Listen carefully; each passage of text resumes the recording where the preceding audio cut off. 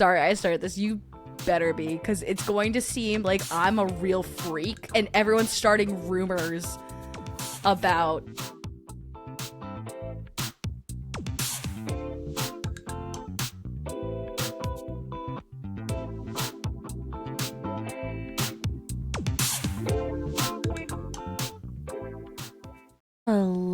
Hello. Let's see what's going on. Hello, Mr. Prism. Hello, Ghosts Paranormal. I hope you're all doing well. Oh, well, wish her good night. I will probably be quiet. I don't know. Who knows if I'm going to be quiet? Probably not. And yo, what is up? What's up with you guys? How is everyone doing this evening? What is going on in the world of the living? Let's do some personal news while we're waiting for everyone to come in. Hey, Leanne, how are you doing? Hello, Glitter Flame, how are you doing? So yeah, today I put out my video with Justin from Paranormal Monkey. Hello, Cree, how are you doing this evening? So I put out my video with the Paranormal Monkey about the ghost of Raynham Hall, and that was very fun. That was very exciting. I was really glad that I got to do that with Justin. He is a wealth of knowledge. I know he's usually interviewing people, so it's fun to like get to like chat with him and see how much he knew about the topic and how much he's like absorbed. And he was just like overall like a great guy. I'm trying to write a little and keep finding my way to lives instead. Oh no, Glitter Flame. What are you writing about? Can you tell us? Can we help? Everybody, now this is a writing session. Everyone help Glitter Flame write. Someone do the grammar. Someone help with the opening paragraph. Let's go. Hey. And hey again. Loved that video. I'm glad that you loved it. As I said, it was a lot of fun to work on. It was... so interesting because, as I said, like it was a ghost story like I had grown up with, or not a ghost story. The photo was something I had grown up with and then did not think about for years and years and years. And then Justin had mentioned it on one of the episodes of Paranormal Monkey, and I was like, oh, I bet there's a story behind that I don't know. And then there was. The only thing that was like a little upsetting was I kind of ruined my own childhood magic for me because I was like, I kind of don't think it exists. Let me see. And then I did, and I ruined it for myself. Oh no, I'm trying to organize my main story ideas so I can focus on one instead of a blob of different ideas. Oh, I guess we can't really, we could probably help with that, but probably not in a way that would be helpful in this moment in time. Hello, Chris. Busy YouTube night. Yes, it is. I know Dust was doing his live and I was in there chatting for a little bit, but this is my time. This is my time to shine because I only get a little bit. I have a fairly busy week. So Mondays I am a bit free, but I try to avoid doing Mondays. And then Tuesdays we actually do this thing with a group of friends we call it family dinner. And it started because we had a farm share. And like we would like split the farm share, so we all would go have dinner so we could split up this farm share. And then it turned into always doing dinner. And then on Wednesdays I have a class that I like to take, and then Thursdays we call it Triple Trash Thursdays. Two friends and I get together and we watch trash, eat trash, and get trashed. There's a little less getting trashed nowadays because one of them is pregnant, so but we like to watch like a reality TV show. Right now we're doing Secret Lives of Mormon Wives season 3. And then one of us will bring dinner. Last week was my turn and I was lazy, so I brought Thai food. I don't know whose turn it is this week. And then like we'll just like drink trash and we'll talk trash about people. It's a load of fun. Highly suggest everyone try doing that. Yes. So anything going on? Anything people want to talk about? We should just get it out of the way now if we want to talk about it. So let's talk about it if we want to. If we don't, we can jump into this little video that I have prepared for us. I didn't make the video. We're going to watch the video. Sounds like the early screenplay for hide and seek. Okay.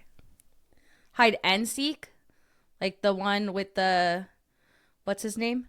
That sounds amazing. Triple Trash. It's great. Everyone should do it. And then I think this Friday we're doing karaoke. Shared your life. Thank you so much for sharing. I really appreciate that. I hear ghosts are about. Yeah. We talk about ghosts here. Okay. So let's just get into this video. So let me start with this first. I wanted to do a discussion about a horror video game and about the narrative in horror video games. And then talking a little bit like about that media is very interesting because you get to control what's going on. So it's a lot closer to horror than like it is in a movie. But there's still like that fourth wall of distance. And that's like a very interesting narrative because you get to play. And there's tons of games like based on this. And I found a video by Pentacus, and it was called Horses, the banned horror game. And I was like, I bet this looks like, it looked really interesting. And like the cover art was really pretty. And I was like, ooh, maybe we'll look into this. What is going on? Joan is worth passing around. Wait, no, sharing. Nope. I'm a married lady. There is no sharing. Unless, if you want to help like pay for my mortgage, then yeah, sure, we'll share. We can share.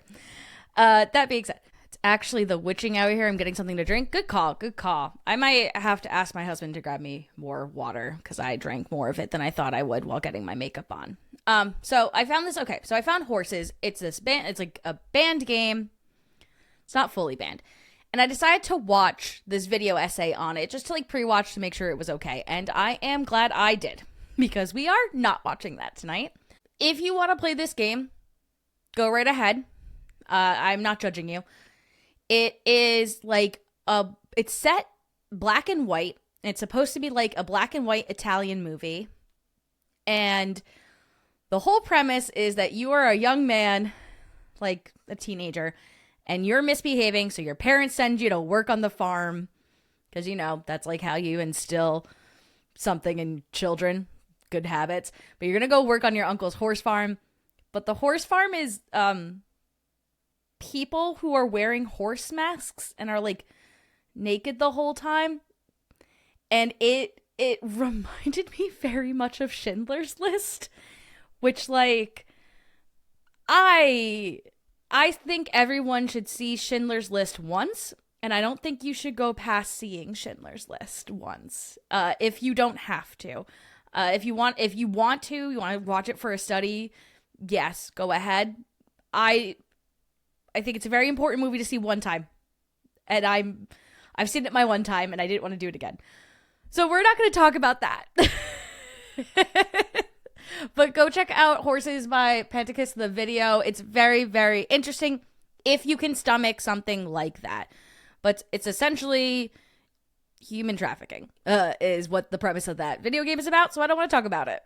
Share the video maybe. I will probably in a little bit. I'm not going to do that right now just in case. Didn't know you did videos. I didn't know either. Oh, what did Cree say? I have been doing research on urban legends and myths for a new series, and they are so interesting. More how they even got started, and I find so interesting. Yes. I love figuring out where urban legends came from. So, yeah, Cree, if you want to shout out any of them, I can see if I have any knowledge or I can point you in a direction if you're looking for help. If you're not and you just want to share, that's also very interesting. What's the name of the movie?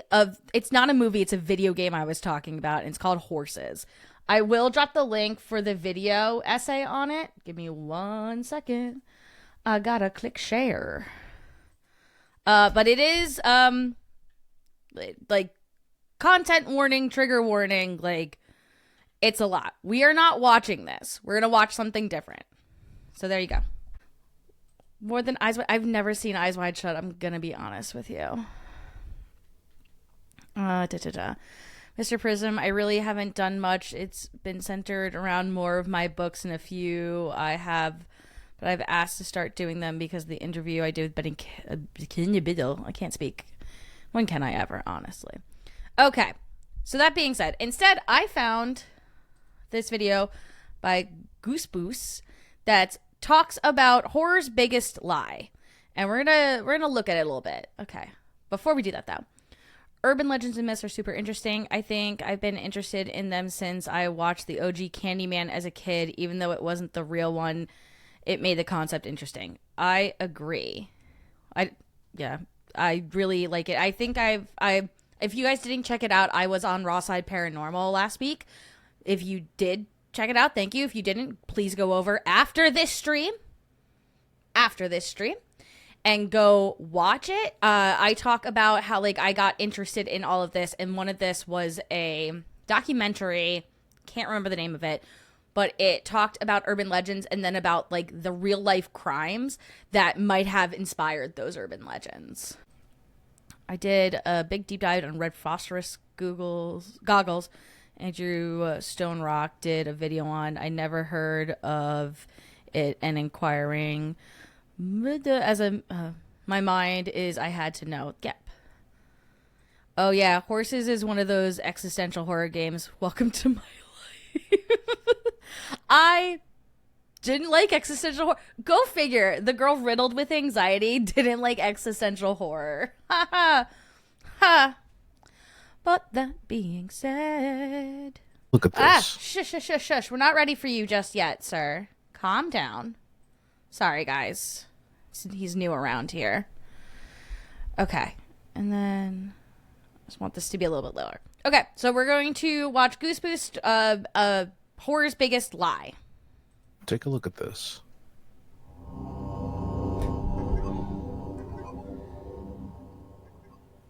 This is a scene from a movie I watched as a kid. At a glance, I bet most of you don't even know what it's from.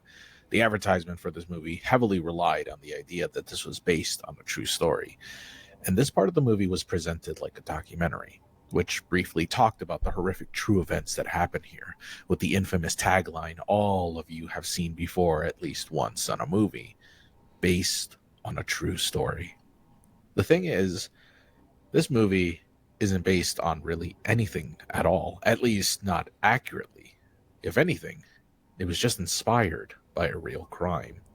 And so after rewatching this movie recently, which I'll reveal in a moment, I started thinking what other movies were just flat out lying about being based on true events. Because I'll tell you right now, this ain't based on shit. So that's what I wanted to do today. Okay, so yeah, we're going to talk about how these movies claim to be based on true events. And I think that's a tagline we have seen so often, and especially within this niche, there's a very specific branding of movie that is said based on true events, which have gotten people to come in, and then they, take liberties. And then we have groups such as, well, I'll just say it. So, the Conjuring movies, which actually is brought up in this video later on. The Conjuring movies will say or claim that they are based on true events, and then there are groups like Stevie from True for the Demons who will go, which part is based on the true events? Because it does give an air of authority saying that's based on true events. So you're like, I gotta believe some of this, and like, yeah, there's the suspension of disbelief to a certain extent, but like, how much are we to believe like what is real, what is not real? And this is also seen in things outside of horror. And I know that is mentioned, but like the other example is like you could look at the musical Hamilton, and like how that story is laid out is not necessarily historically accurate, but it is based on true events. Julie, hello. Sherry Ann, I forgot to say hi to you. Hello, Sherry Ann. Based on a true story, therefore none of it happened. Well, we'll see. We'll see if none of it happened. About media that is allegedly based on true events but isn't, or if it is, it's greatly exaggerated or super fabricated to the point where it's no longer recognizable. This video is brought to you by all my patrons. Thank you so much for supporting my channel. Patrons. I genuinely appreciate it. And if you want a quick preview into what I've got planned in the future, go ahead and check out my Patreon page in the description below. So when it comes to media based on a true story, you'd think that in most cases they'd at least be loosely based on events that, well, really happened. right? I mean, nobody could really lie about this on their advertising because that'd be false advertising, which could make the product. Yeah. And people don't lie. People never lie. Right? Right? So, like, let me ask the chat, like, really quickly before we go on. If you see something is based on a true story, like you see the tagline based on a true story or based on true events, what, as a consumer of that story, how much would you assume to be true? Like, as a consumer, I'm not saying as someone in this niche, I'm saying as a consumer, if you went there and you're like, yeah, that's my money's worth because this blank amount was like, actually, I can find verified. How much do you want it to be true? In the chat really quickly, if you want to tell me. Julie's like, the bar is in hell, 5%. I just need 5% to be true. Please, please, please. So that's like one line of dialogue is historically accurate. The basic bare bones foundation of the film. So, okay, when you say that, like, you mean like the story beats and like the characters, that. I assume 10% might be true. I feel like bare minimum, at least 51% should be true to use that tagline. Okay, that is fair. Based for me means the person or thing might be real, but most is exaggerated from reality or made up completely. Okay. Hi, Wayne. How are you doing? I would expect it to be 75%, but it's probably more like 10%. So, okay. I think I agree with like about 75%. Like, you know, life is messy. Maybe you got to move some like things around so it makes more sense for a streamline. You can think of, I know people were just recently critiquing like Oppenheimer because there was this other person who, like a story writer, who was saying that like they didn't go into enough detail about all this. And like when you look at Oppenheimer and look at like the timelines, they're broken up and like interchanged in that way so that there is a concrete story going through, and that sure, the audience has to think a little bit about like, hey, where are we? When did this happen? When did that happen? But overall, like there's like a cohesive story. So I think 75% is right. Like, I want the characters to be the same. I want the story beats to be the same. I want like iconic moments to reflect what actually happened, because if they weren't iconic moments, why are we even telling this story? And, you know, I want it. I want most of the, maybe some of the dialogue doesn't need to be accurate, because who can remember what everyone's saying? If it were up to me, 75% should be true. Yes, that's okay. And that's what I'm asking. Like, this is up to you. Like, you're like, hey, as a consumer, this is what makes me feel good. Based means to me that the folks who believe this crap are typically based. I think I'm pretty based. For me, the summary should be true. I want to tell someone the story and want to be able to tell facts. That's fair. If it's based on a true story, the only thing they should really be changing is what is absolutely necessary to make the reality into a narrative structure. I fully agree, Glitterflame. Agree, Glitter. I think people that say based on a true story mix it up with inspired by storytelling.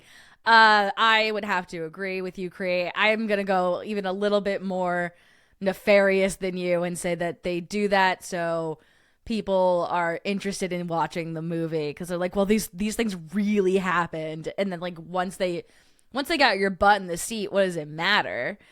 But yeah, so let's see what Goose Boose got to say. Kind of illegal, right? Well, not entirely. See, the phrase based on a true story is so loose that you could argue against anyone that feels like it's false advertisement. For example, just one part of a true story could be borrowed for something to be based on a true story, such as a murder weapon or a method of killing, or even names. There's nowhere legally that says when a story claims to be based on true events, it has to be accurate. Not only that, but based on a true story and other things like that could just be seen as only a slogan. Just like any slogan, they're not legally bound by law to guarantee something. Like, say, if there was a company that sold cookies and the slogan said something like, made with grandma's love. Grandma ain't gotta love shit. It's just a saying, really. Of course, there are movies that are far more accurate than others when it comes to their true events, but even then, movies that are biopics, for example, don't really need to be 100% accurate. By the way, is it biopic or is it biopic? It's biopic. I don't know why maybe it is biopic, but I like biopic better. If you say biopic to me, it sounds like something you are cutting off during a surgery. So I really watch based on true story. Anything. I prefer documentaries. Very fair. You can barely believe documentaries anymore either. I go back and forth on that. Because okay, so like the last documentary I watched was that one about the girl who was getting a bunch of bullying text messages, and like, not to give it away, turns out it was the mom. And like, while all that was factual, it came out later that like she actually said a lot worse things to the boyfriend of this like young girl, or a lot creepier things. And I don't think that it wasn't like true, but because the perspective was so narrow and they were just trying to get this one story out and not like broadening the scope of the documentary, it didn't feel like the whole story was told. So it felt inaccurate, even though everything they said was factual. Same, but honestly, so many of them are just bad and run with a bias instead of presenting facts. I find it hard to find a balanced documentary. You're not going to find a balanced documentary. Everything is written with an agenda. Maybe it's an agenda you agree with. Maybe it's an agenda you don't agree with. But, you know, that is up to the documentarian at that point. People are owing people sodas. Based on true stories usually means it might have happened or not. But it's it's written to make money and get viewers. I agree, Leanne. It might have happened. I don't know. Words mean nothing. It's fine. I'm learning new words today. Never heard of biopic before. Biopic or biopic? Which one? Both? Yeah, like a biographical story. I remember that story, and it was creepy and made me sick. The texting one, yeah, that was it. It was more upsetting to me that the daughter was like, "Yeah, I just missed my mom at the end," and I was like, "We're gonna keep your mom away from you. Your mom does not feel bad about what she did, and I'm so sorry for that, girlfriend." That was so bad. They literally made up extra victims. Oh, I didn't know that. Yeah, no, it was bizarre. I do not watch one documentary on a subject. I usually watch many. That's a good way to go about it. Hello, Mary Jane Gin Juice 420. Light them up. Texas Chainsaw Massacre was supposedly based on true story. What part of that whole film was true beats me. Actually, Goose Boose talks about that, so you will get to see what part of it was a true story. You know, back in the 80s, based on true story, usually was pretty accurate. Yeah, I would assume. I wasn't in the 80s, so I can't say I know, but yeah. Hey, Mary Jane, sorry to hear you're in the hospital. Oh my gosh, I'm so sorry. I do hope you feel better as well. Well wishes for you. I hope you feel better while watching this, though I don't know if you will. Sorry. I'm going to say sorry at a time. I know a guy who said documentary. Was he fancy? Or did he know a guy named Terry? Because that's kind of fun, too. The daughter needs therapy. The daughter does need therapy, and I would hope that Netflix would pay for it. Just saying. Because I hate both pronunciation. Now, there could be some leeway, exaggeration, and even fabrication, but most of the time, you just got to take this with a grain of salt. Oh, not everything you see is going to be true. But I'm not really focusing on biopics today. No, sir. I'm going to be focusing on specifically horror-related content, because frankly, it happens more frequently in horror than any other genre, and they just flat out lie sometimes. And honestly, the lies they come up with are pretty fascinating. So sit back, relax, as I lie to you for about, I don't know, maybe 40 minutes. Let's see.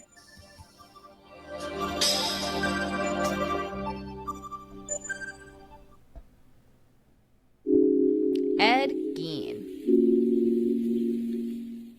You know, I'm almost willing to bet Hollywood wishes there be more charming men like Ed Gein, because boy, The amount of movies that were heavily inspired by his killing sure made them millions. If you're not familiar with Ed Gein, well, that's a bit surprising with how popular he is and the fact that he's got a Netflix show that came out not too long ago, but I'll give you the quick rundown. Ed Gein was a serial killer, a man who was known to kill two. Hi, Kag. Thanks for popping in for a little bit. I understand if you are very busy. I hope it's not redoing your kitchen again. Because you did that over Christmas. I hope you did not do it again. Very little of it is true. True. Well, very little of it is true. True. That's not a good sentence. Anyway. One of the worst things I've seen is when scientific documentaries present scientific authorities, and when you look into them, they have nothing to do with the topic being discussed. That frustrates me. Yep. That's going to happen with a lot of things, especially controversial scientific topics, because there are controversial scientific topics. Storm, yes, and if I'm interested, I will do my own research about it. That is also fair. Just when someone says do your own research, just check that the quality of the research you're also doing. I'm not saying you're doing bad research. I'm just saying make sure your sources are good. Make sure you check multiple times. Make sure if you could possibly see who is funding, who is who your resource is. So that. 80% of horror movies is based on Ed Gein. A lot are. Hi, Jody Music. I hope you are doing well tonight. As I said hi, Kag, before. Okay, so Ed Gein. Women, but is often speculated to have killed way more, as his house was almost made entirely of human flesh. He had made gloves made of real skin, furniture too, a belt made of women's nipples, and sometimes slept with a bucket full of women's genitalia. Yay, All cat. of these body parts came from the local cemetery that he robbed from, and he would specifically go after women because of what his obsessed Christian mother would say to him, that women are sinful monsters that are trying to tempt him to the devil. Gein idolized his mother. More than that, he revered her and loved her to an unhealthy degree. There's really so much more about Ed Gein that I'm omitting, some details so graphic that I'd rather just not get into it, but needless to say, he was a monster. The man was often cited as sort of like the genesis of all psychotic serial killers, almost to a certain reverent degree. Before Ted Bundy, before John Wayne Gacy, there was Ed Gein. He's even got a whole Netflix show. Hey! And I can't suggest listening to the podcast now because there was things that went on with the host, I believe, around 2020. But I did like the approach that last podcast on the left did when covering serial killers. They made them sound like they were losers, and they are losers. All of these guys, big fucking losers. Okay, sorry, dropping F-bomb. It's my show. Big fucking losers. All of them. Every single one. And yeah, especially with these documentaries, you start to idolize them and make them seem like they're just misunderstood. But last podcast on the left did a great job of just making fun of these guys because they are the scum of the earth. They're gross. Let's see. Speaking of frustrating people I watched, your videos today, Joan, have cheered me up. Oh, thank you. I'm so glad, Mary, and I really do hope you're feeling better. There's a channel called Nutrition Made Simple, and has a really good video on how to evaluate scientific resources. Highly recommend for anyone who is interested. Thank you for sharing. I love that. Love if we can always share how to find a good resource. Because a lot of schools nowadays will not teach researching skills, which I think is so big. And that is part of the media literacy crisis, is that people will read something and go I don't know, they sound like an authority, and then don't realize that you should be looking for examples like a .gov or a .edu. It's hard to navigate online anyway and find a good resource, but we're not giving people tools on how to look up these resources either. And of course, public libraries aren't getting funded, so you can't go to the public library and ask for help with researching skills. This video by a known reasonable research Joan Did you do your research on these? No, I don't really watch movies, honestly. I have to be in the mood to watch a movie. I'm so bad. I will sit and watch a 6-hour long video essay on YouTube, but it's pulling teeth with me to sit down and watch a movie, especially a horror movie. I'm such a baby. Oh. So no, I didn't do my research. I don't know what I'm doing here. Let's see. Sorry, my husband's coming in to get me more water because once again I'm a baby. I'm sorry. Belly made a woman's. Yep. Yep. A woman's nippies. Yep. Because he's a great guy. I mean, monsters may be sinful. Yeah. Sorry. The chat jumps on my thing, so I have to like scroll back up to where I was. I'm gonna get belt lampshades. Don't you want one of those fancy nipple belts? No, I don't. They sound uncomfortable in many different ways. Reliable, not reusable. I am a reusable resource. Thank you, honey. Can we get W's in the chat for the husband who gives me water? Just kidding. You don't have to give him W's, but he probably would appreciate it. His new thing is to go around and ask chat about things, but there's no chat. It's just the two of us. Hello, Scarborough Gatekeeper. How are you doing?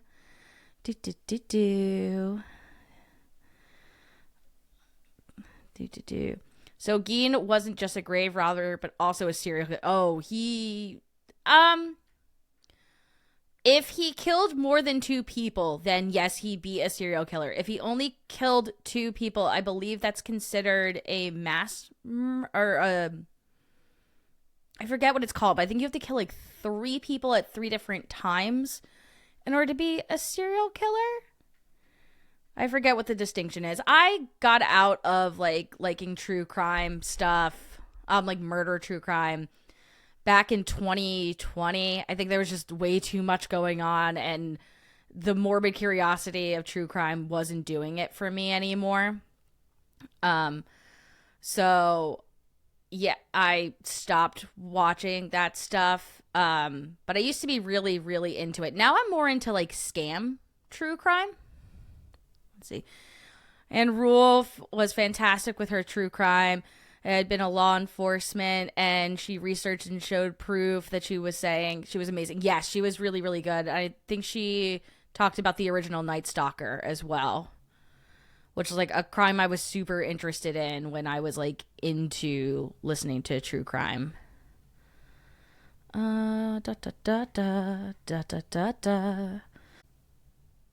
I watched the live stream and the host was fascinated by Ed and felt sorry for him and not, no, don't feel sorry for him. We don't feel sorry for him here. And if you do, I need you to look into a mirror and ask yourself why. And then, yeah, we'll talk about that later. The Mime Historian is a channel that does really good job of making them sound like losers, such as saying Twat the Ripper instead of Jack the Ripper. Ah, that's great. I love that. I know someone asked a question. I'm trying to find it. Here we go. How do you feel about a person who said he has made a life from calling out cheaters and has made a book on how to do it? When you say cheaters, do you mean like romantical cheaters or do you mean like fraud, like people who are fraudulent and like how to call people out? If you are speaking about like fraudulent things, I think if it is coming based on like like you're looking out for the consumer, then it's good to give people like detailed accounts of what they should be looking for so they can protect themselves. We're 100% super disrespectful and actual victims like they weren't enough of their own. Yeah, that's awful. Not Richard Ramirez. Richard Ramirez is the Night Stalker. The original Night Stalker was also known as the Golden State Killer. And he was caught because like it was like years later. It was like very recently, within the last 10 years, he was caught. And the reason he was called the original Night Stalker is because like him and Richard Ramirez were committing crimes at the same time. And one of his crimes got confused with Richard Ramirez's crimes. But he got caught very recently because like a distant cousin or something did a DNA test and they found it matched DNA that was at the crime scene. And they found out it was this guy and he was like in his like 80s and like dying. It was crazy. Frosted Flakes. Okay, I'm hungry, but I have no milk or Frosted Flakes. Yeah, one of those is more of a problem if you want Frosted Flakes. No, I can tell you which one. Romantic and gaining money to do it. Okay, so controversially, I know. But let me state where I've gotten this opinion from. I watched this guy called Dr. Kirk Honda, and he is a psychologist. He does a show called Psychology in Seattle. And he looks like his YouTube is where he like looks at reality television and talks about it from a psychologist's point of view. And he has often said that, like, cheating is not necessarily something that is wrong in the relationship. It is something that is, like, wrong inherently with the person who is doing the cheating. So if, you know, I think cheaters should be shown, this is, like, the controversial thing. I think cheaters should be shown some form of grace if they recognize that there is a problem and it's within themselves. And then they go and they take steps to try to correct the problem that they are having, which is driving them to cheat. I don't think you should be making money off stuff like that. But like that is if those people aren't doing that, then I don't think they should be shown grace. But I think you should be shown grace if you are actively trying to correct what is happening. I say this about mental illness, but I mean this about like a lot of things that just make you unregulated. But mental illness is not your fault, but it is your responsibility. So if something makes you unregulated as a person, it's not your fault. It happens, but it is your responsibility to figure out how to like regulate yourself again, become grounded. You can ask for help. You can go to therapy. You can try different practices, try different meditations and stuff, but it's not everyone else's responsibility to help, like, that you are regulated. It is your responsibility, and that includes cheating. There's a form of dysregulation. So that's my controversial opinion. Oop. I took them outside and went over to the neighbors to see people they know. Oh, I hope what's ever happening is have fun. That's why I think this guy is dodgy. Yeah. I don't know. I don't. There's a lot of like emotional, like you already don't trust your partner. So it feels like a lot of things done out of revenge. And I can't imagine it would feel good in the end. I've been in some sticky situations, and in the past couple of years, I'll say, as I've matured, getting out of those sticky situations, the goal was, how can I be the classiest version of myself doing so? So if someone has done something that I feel has wronged me, how can I get out of this and be like, and if someone else is looking and gone, wow, that was fucking classy. That was classy. That was really classy. That's my goal. So I like that. It's a really good way to put it. It's not your fault, but it is your responsibility. I will say that I did get that from last podcast on the left. As I said, I mean, I can go into it. Who cares? I think it was during 2021. They had 3 members on last podcast on the left. And one of the guys was found to be verbally abusive towards his partners. And the other 2 hosts knew about it, but didn't necessarily do anything about it until it became public. And I couldn't stand by that, and I couldn't give them my attention anymore. And, like, I go back and forth because they have some of the best episodes. They had such a good in-depth episode about Mormonism. They have a good in-depth episode about Scientology, and I would really love to use it, but I go back and forth about how I feel about consuming that content anymore, knowing what I know. There is no way to honestly teach expert cheating, LOL. Everyone gets caught. Yeah, well, if you have a conscience. Tell that to the government that wants me back in the workforce with my PTSD.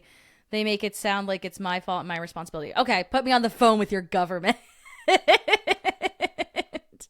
I'm so sorry. I'm only laughing because that's how I deal with it, but I am very sorry. It's not your fault, Mr. Prism, and it's really annoying when systems should be put into place that would help, and we know that they help because there's like research that shows that, and it's not put into place or it's not executed properly, and then everything else falls apart. And it really sucks, and that's why like sometimes I get frustrated, and it's been happening with some recent events within the debunking paranormal community, not with people I've associated personally with, but people I have observed who will blame things around them or things around other people instead of blaming the system for just not working the way that it should have worked to help people. Okay. Created research on the 80s on children's programs, and the bad guy was always disabled or disfigured, giving child a skewed view of who was good and who was evil. I'll touch on that a little bit, Leanne. That is interesting. I need to know what you know. About what? Text me later. I don't know what you're I'll explain my thoughts later. I don't know much about Ed Gein, but does anyone think he may have been severely mentally handicapped, trying to write it in a nice way? Yes. At least he had a very messed up... Okay. I am not a psychologist. I have not been trained in psychology or therapy. This is not advice. This is not a diagnosis. I would assume, based on this man's actions and how he is famously in love with his mommy, that he had some misunderstanding with an attachment disorder in some kind of way. That would be my guess sitting on the sidelines, but I don't know. Okay, you've now convinced me. My outside work can wait. I'm inside listening while charging the phone too. Oh, thank you. I'm glad that I can entertain you enough to make you come back inside. No, it's not me. It's a guy in the UK on Facebook. It's not about the cheating. It's the person who has gained money from an unstable relationships. I missed the rest of that. And cheaters across the UK. Interesting.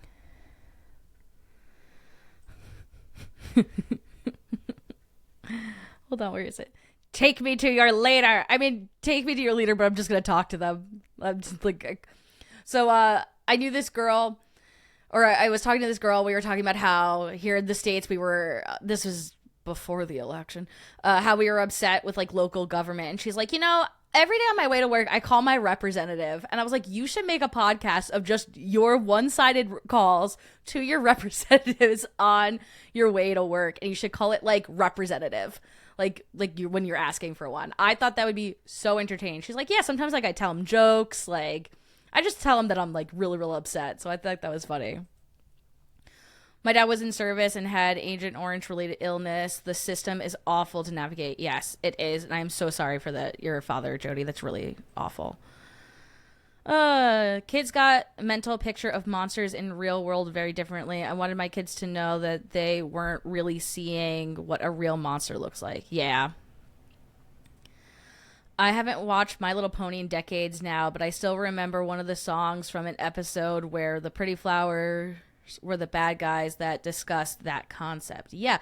And like Disney's doing that a lot too. I think the turn was with like Frozen, funny enough, with like the prince, the first like love interest prince guy being attractive and then turning out to be evil.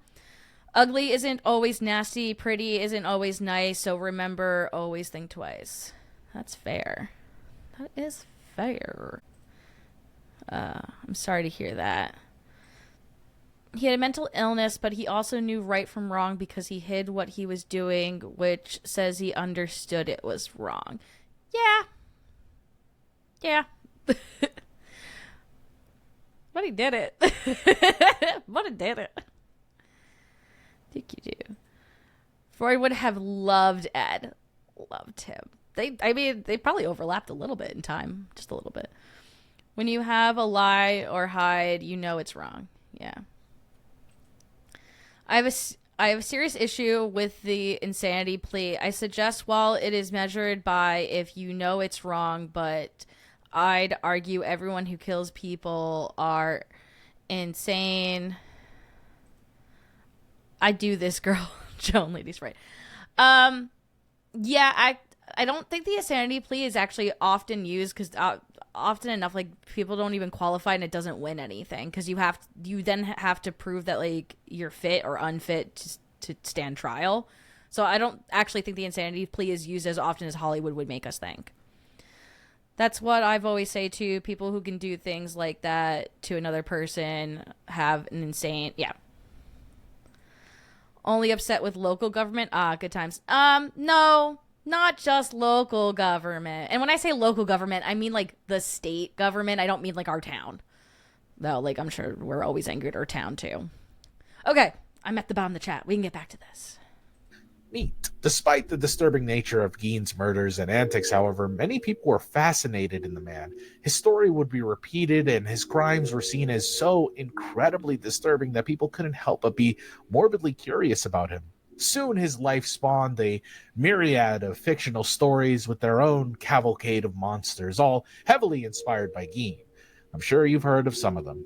Buffalo Bill from Silence of the Lambs, Norman Gates with Psycho, who was one of the most famous characters inspired by Gein, but arguably the most famous one of them all is, of course, Leatherface. And that is where this... Hey, Wayne. Remember Leatherface? Remember? You talked about him. Footage came from, at least the remake of the Texas Chainsaw Massacre. Unlike those other movies I mentioned, the Texas Chainsaw Massacre was, for the longest time, marketed as a film based on true events. Yes, seriously, this film, this outrageous and hyper-gory, hyper-sexualized grindhouse flick was lauded as a true story. No shit. Which is... So, like, I remember when the remake came out because I was young. And I remember crying at the movie because I, was a child and heard that this was based on true events. And I just got so upset how awful these people were killed. And like, I'm laughing at myself now because like, it's not, and we're going to see how much it's not based on true events. Is insane to think about because you'd think that people would have heard about this insane story before about like a guy with a chainsaw killing people and shit in Texas.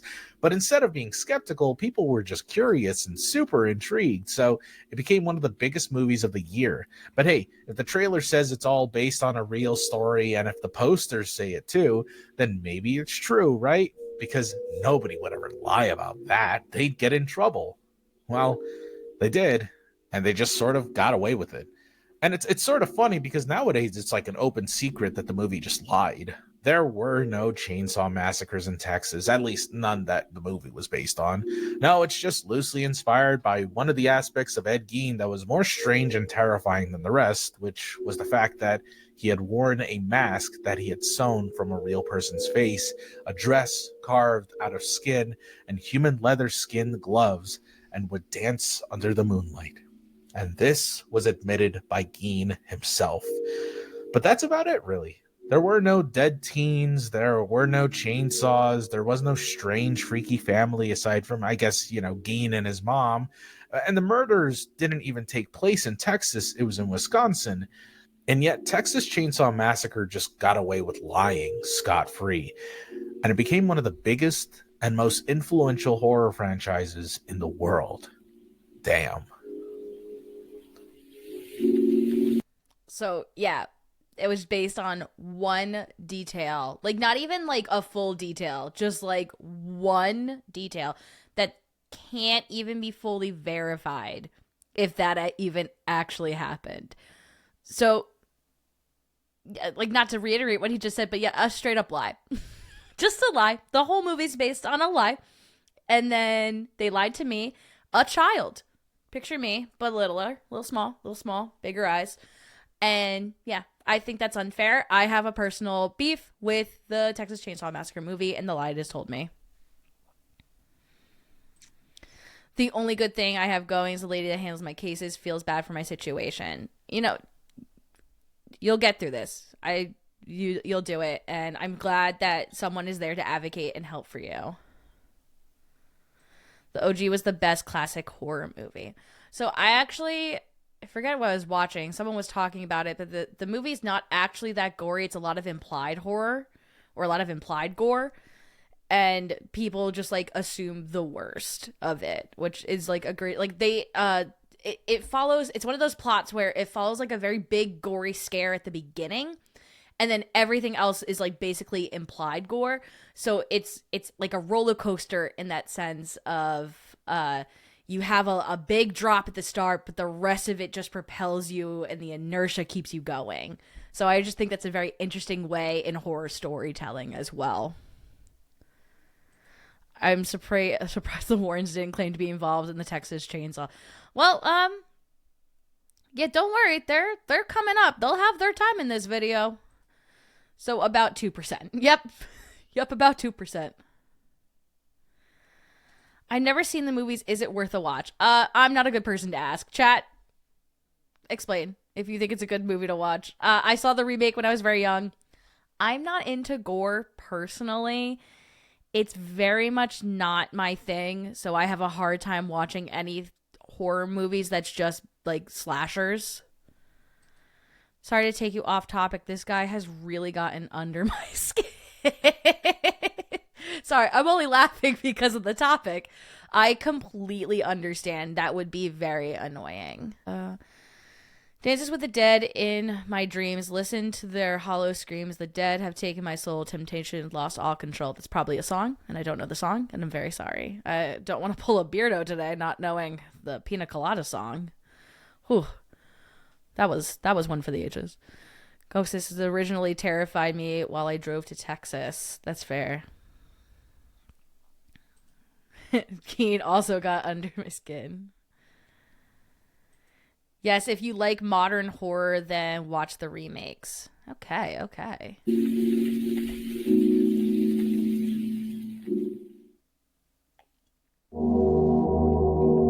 Fatal Frame. Now, I know I said I was going to talk about movies, but this is too good to pass up. There's only one game that I know that actually has the tagline based on a true story on it. I'm sure there's more, but this is the only one I know, was surprisingly Fatal Frame. Now, how in the fuck is a game like Fatal Frame based on a true story? Did this happen?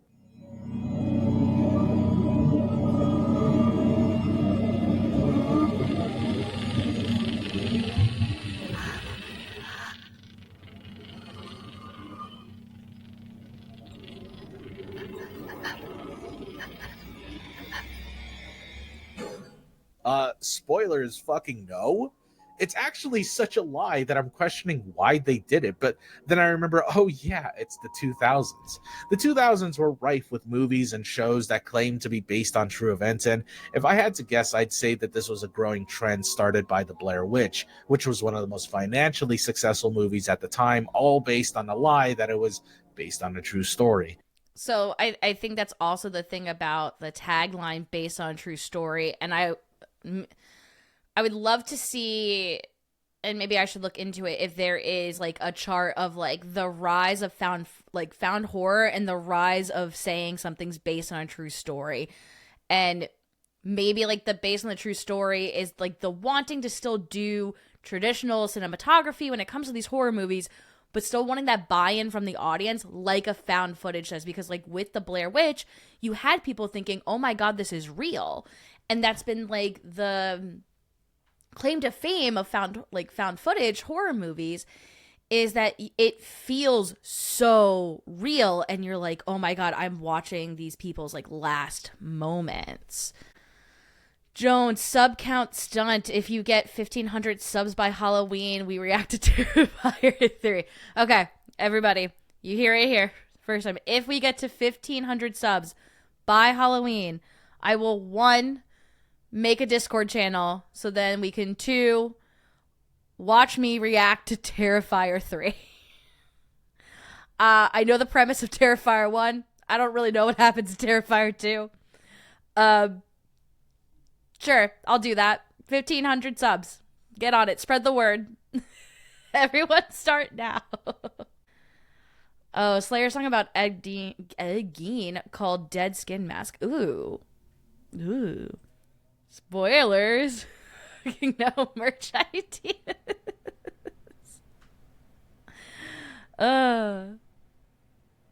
Maybe. I have no merch ideas right now. Well, I do, but not for me. See, this is one of those situations I think they should be saying inspired by a true story, not based. No, I agree. I think they really should. Oh. Okay. Have fun. Be safe. Super gory. No looking away. Okay. But for 1,500 subs, I'm not doing it for anything less. I'll agree to that. I'll do it.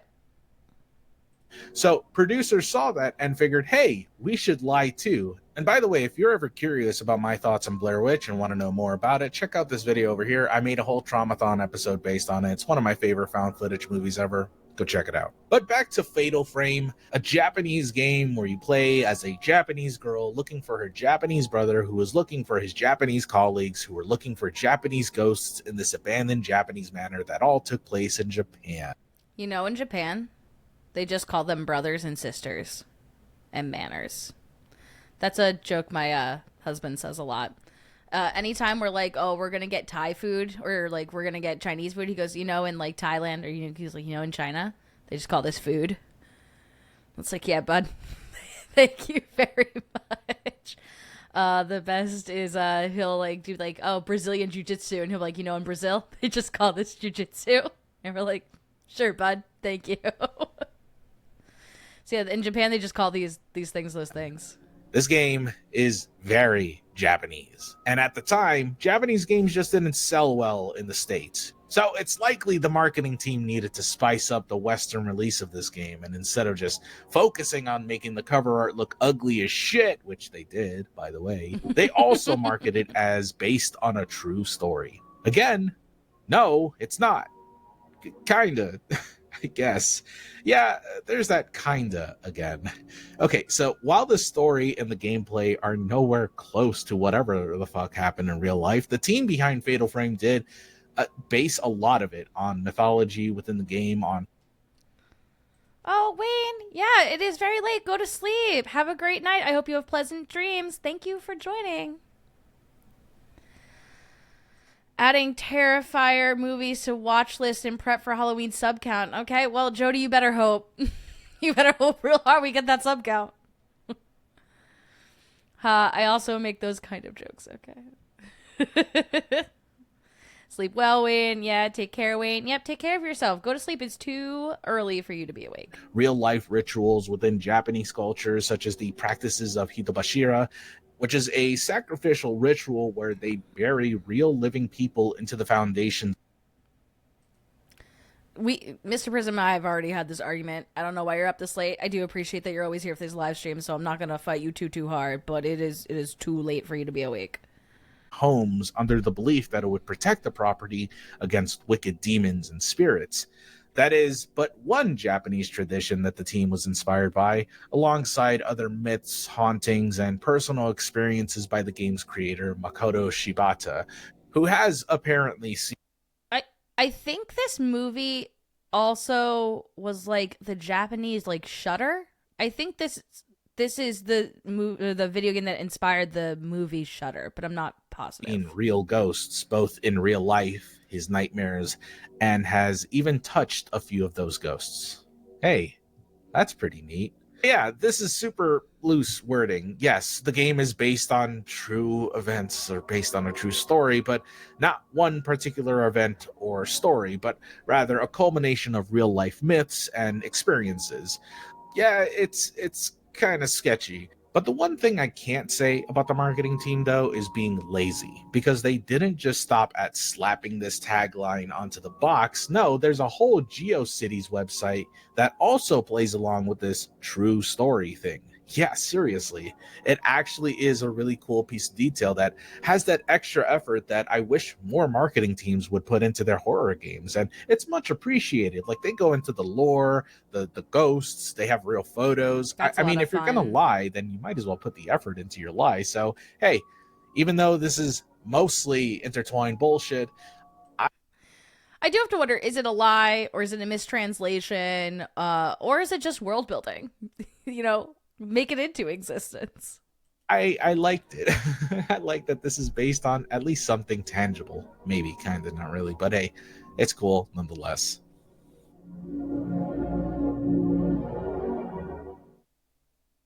All right, but enough of this unk shit. Let's talk about something recent. Cocaine Bear. Okay, I have seen Cocaine Bear. This is what I have seen. Has anyone else seen Cocaine Bear? I did not see it in theaters. I didn't even actually know it was in theaters. I think I saw it on Hulu or something one night. Fear the Living, real subs, not you getting 1,500 email accounts and subbing to them. Yeah, no, these would be real ones. I'll verify. Cocaine Bear, an awful movie that did amazingly in the box office because, come on, it's called Cocaine Bear. I don't blame people for watching it just out of sheer curiosity. And genuinely, we're kind of built on the subculture of slop movies existing just for people to have fun and to watch. It doesn't matter the quality, but anyways, that's not important. This tagline is why we're here. Inspired by true events. With how viral this movie kind of went for just existing, I'm sure some of you might have already known this, but I only just recently found this out myself. Yeah, this is actually true, and unfortunately a lot lamer in real life. See, long story short, a female bear known colloquially as Pablo Escobar, yes, this is true. First off, this bear got this name after this situation. I want to make that clear. This wasn't a bear that was named Pablo Escobar, and they were like, how convenient that cocaine fell from the sky to Pablo Escobar specifically, and they got to live out their namesake. That's I just want to be very clear about this. My life is incomplete. I haven't seen Cocaine Bear. It is a very bad movie. It is not good. The CGI is wonky. The acting is weird. The situation is weird. The explanations are odd. I think at the end it's like a message of like the cocaine bear just loves her babies. Cocaine Bear was disappointingly uneventful. You're gonna feel bad when you hear the actual story about Cocaine Bear after saying that. Just gonna say that. Ingested a fatal dose of cocaine and died. The end. Yeah, Chris, the bear died. But short story long, a former narcotics officer by the name of Andrew Carter Thornton, the second, whatever, I'm not going to retake that, decided, hey, fuck the police, and started smuggling drugs and weapons from across the border while he was still a practicing law officer. After a while, he was caught smuggling and sentenced to 6 months in prison and 5 years probation. However, on September 11th, 1985, Thornton the Toast was up to his old shenanigans again and smuggled 35 kilos, about 35 kilos anyways, that's 75 pounds if you're human, over the border once again. Unfortunately, this wouldn't be the only September 11th involving an airplane crash. This ended up being too heavy for the plane, what with both the copious amount of cocaine as well as the two people that were in front, Thornton and his accomplice. They decided that this wasn't worth it and Okay, I didn't know they made a movie. I'm talking about the cocaine bear. They used to show it off, not the movie. They still show it off. You're going to see at the end of this segment. It's this is why I watch you, Joan. Thanks for saving me. You're so welcome. Oh, wait, died? I take back the Golden Book Disney movie. Yeah. Pablo Escobar died after ingesting too much cocaine. Never thanks for saving me from that movie as well. You're welcome. I mean, if you're like me and sometimes you just want to watch a bad B horror movie, go ahead. It's a grand old time. Actually, don't watch that. Go on to Amazon. I don't really like Amazon, but they have some movies that I like. Go to Amazon. There are 2 movies that I highly suggest. If you're like, I just want to watch a poorly made horror movie, but I want to have a good time. Jesus Christ Vampire Slayer is my first one I'm going to give you. And then second is oh my god. What is it? It's oh my god, what is it called? It's 2 words. It's like a priest and a pterodactyl combined. Velocipaster. Watch Velocipaster. Either Jesus Christ, Vampire Slayer, or Velocipaster are my 2 options for you. Bad beer horror movies are awesome. I know. We went on a kick of watching them during the pandemic. risked their lives to just jump out of the plane with parachutes and said fuck all to the plane. Unfortunately for Thornton, his parachute was faulty and it tangled him up midair, causing him to free fall towards the ground, which resulted in his immediate death upon impact with the ground. Thornton's body was found in Knoxville, Tennessee, while the plane was found in Harrisville, North Carolina, but the cocaine was dropped earlier in Georgia, where Miss Escobar stumbled across it and devoured the shit out of it and died. Nothing really eventful happened. There was no murder spree. There wasn't any sort of dramatic story involving anybody main character coded. It's just a drug run gone wrong and a bear falling victim to man's woes. Funny enough, though, you can actually visit the bear today, or I guess her corpse, as it's been taxidermied and proudly displayed in. There you go, Cree. I'm going to keep that outtake because I've never tripped on my tongue like that ever before in my life. That was really embarrassing. I'm sorry. It was proudly displayed in Lexington, Kentucky, over at Kentucky for Kentucky.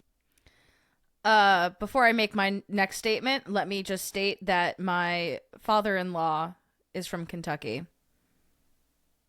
This bear, this cocaine bear taxidermy would be in Kentucky. It just would be in Kentucky. That makes the most sense that I've ever heard in my life. Fun Mall. And believe it or not, much like Elvis, the bear has legal rights to officiate your marriage. Genuinely. And also, if I reach, let's say, 3,000 subscribers by next Christmas, my husband and I will renew our vows and have the cocaine bear bless them, and I will live stream it for everyone to see. If I have 3,000 by Christmas, that's my agreement. 1,500 by Halloween, I will watch Terrifier 3. 3,000 by Christmas, I will renew my vows in front of Cocaine Bear. No wild rampage, just a dead bear. Yeah, the real life one. The movie, it rampages all the way through for 2 hours. I was born in Kentucky, Fort Knox to be exact. Ha ha ha. Cree, that wasn't a knock to you. But also, I would hope that you agree that it just makes sense that the taxidermied cocaine bear would be in Kentucky. Hi, Para. How are you doing? It's very late for you. I hope you're okay, because it is very late. Guys, we need to lock in to the cocaine bear. We need to lock in. Yeah, get me some subs. You can all be part of this. 3,000 by Christmas. Yeah. 3,000 by Christmas. Spread the word. That is real. Cocaine Bear can marry you to your spouse. Fucking cool. Oh, that guy makes sense too.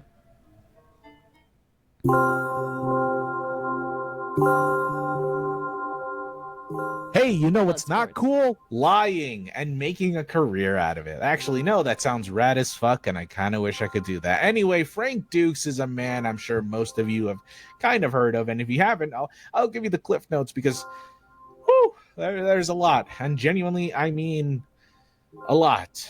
A real-life James Bond, folks. Frank Dukes. Come on, Frank. Frank Dukes is a... I hope no one has any objections. I'm just going to move him up a tad to not a sleep timer. We're not going to sleep yet. Playback speed. I'm just gonna move him up just a little bit to like 1.5. Just a little bit. Well, before we do that,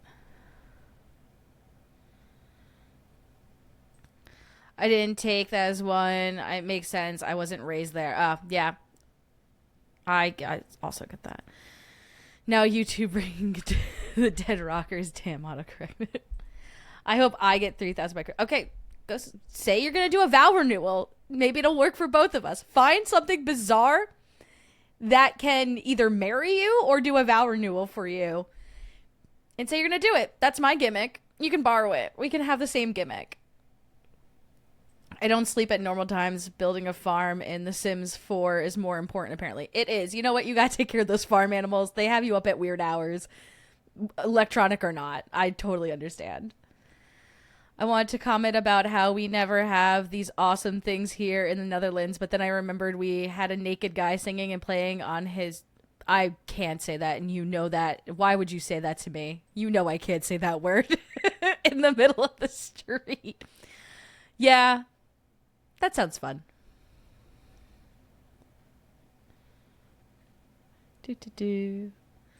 So Cocaine Bear is a real story, just not portrayed in the movie. That is correct. Cocaine Bear did actually happen, but not in the way that the movie represents it.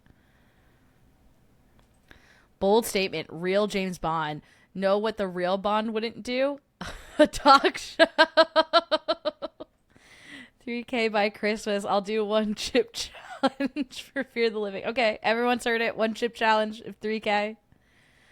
I love Bloodsport. Great movie. Well, you're gonna learn it's not based on a real thing. Dude who at some point I think was a reputable badass karate master guy that everyone praised and was highly beloved by his peers. Kinda. Well, he was loved by people who didn't know that he wasn't a kung fu karate master. Frank had claimed... It sounded like he shared a little Cocaine Bear with her for a second. I slowed him down a little bit.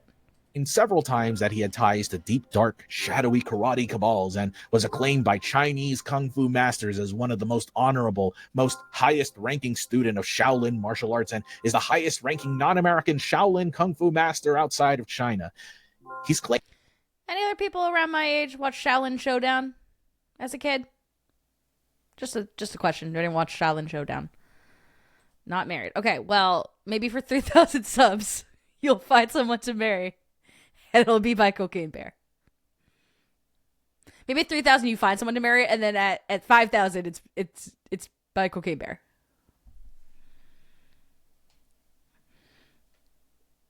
Aimed that as a child he would watch kung fu lessons from across dojos, across the streets, in the back alleys, whatever, and I guess via osmosis he somehow became the best kung fu student in the dojo after challenging every student. Now keep in mind, this is just from using observation hockey, I guess. Seeking higher power, though, in his martial arts prowess. I'm 32. Frank Dukes was approached by a mysterious and dangerous ninjutsu master named Tiger Tanaka. Coincidentally, there's a James Bond character named Tiger Tanaka, too. Permit me to introduce myself. My name is Tanaka. Please call me Tiger. Huh. Hey, that's kind of crazy. When I first watched this, I was like, Tiger Tanaka, that sounds like it's racist, like a racist made up name. And then they're like, it's also a Bond villain. And I said, that tracks.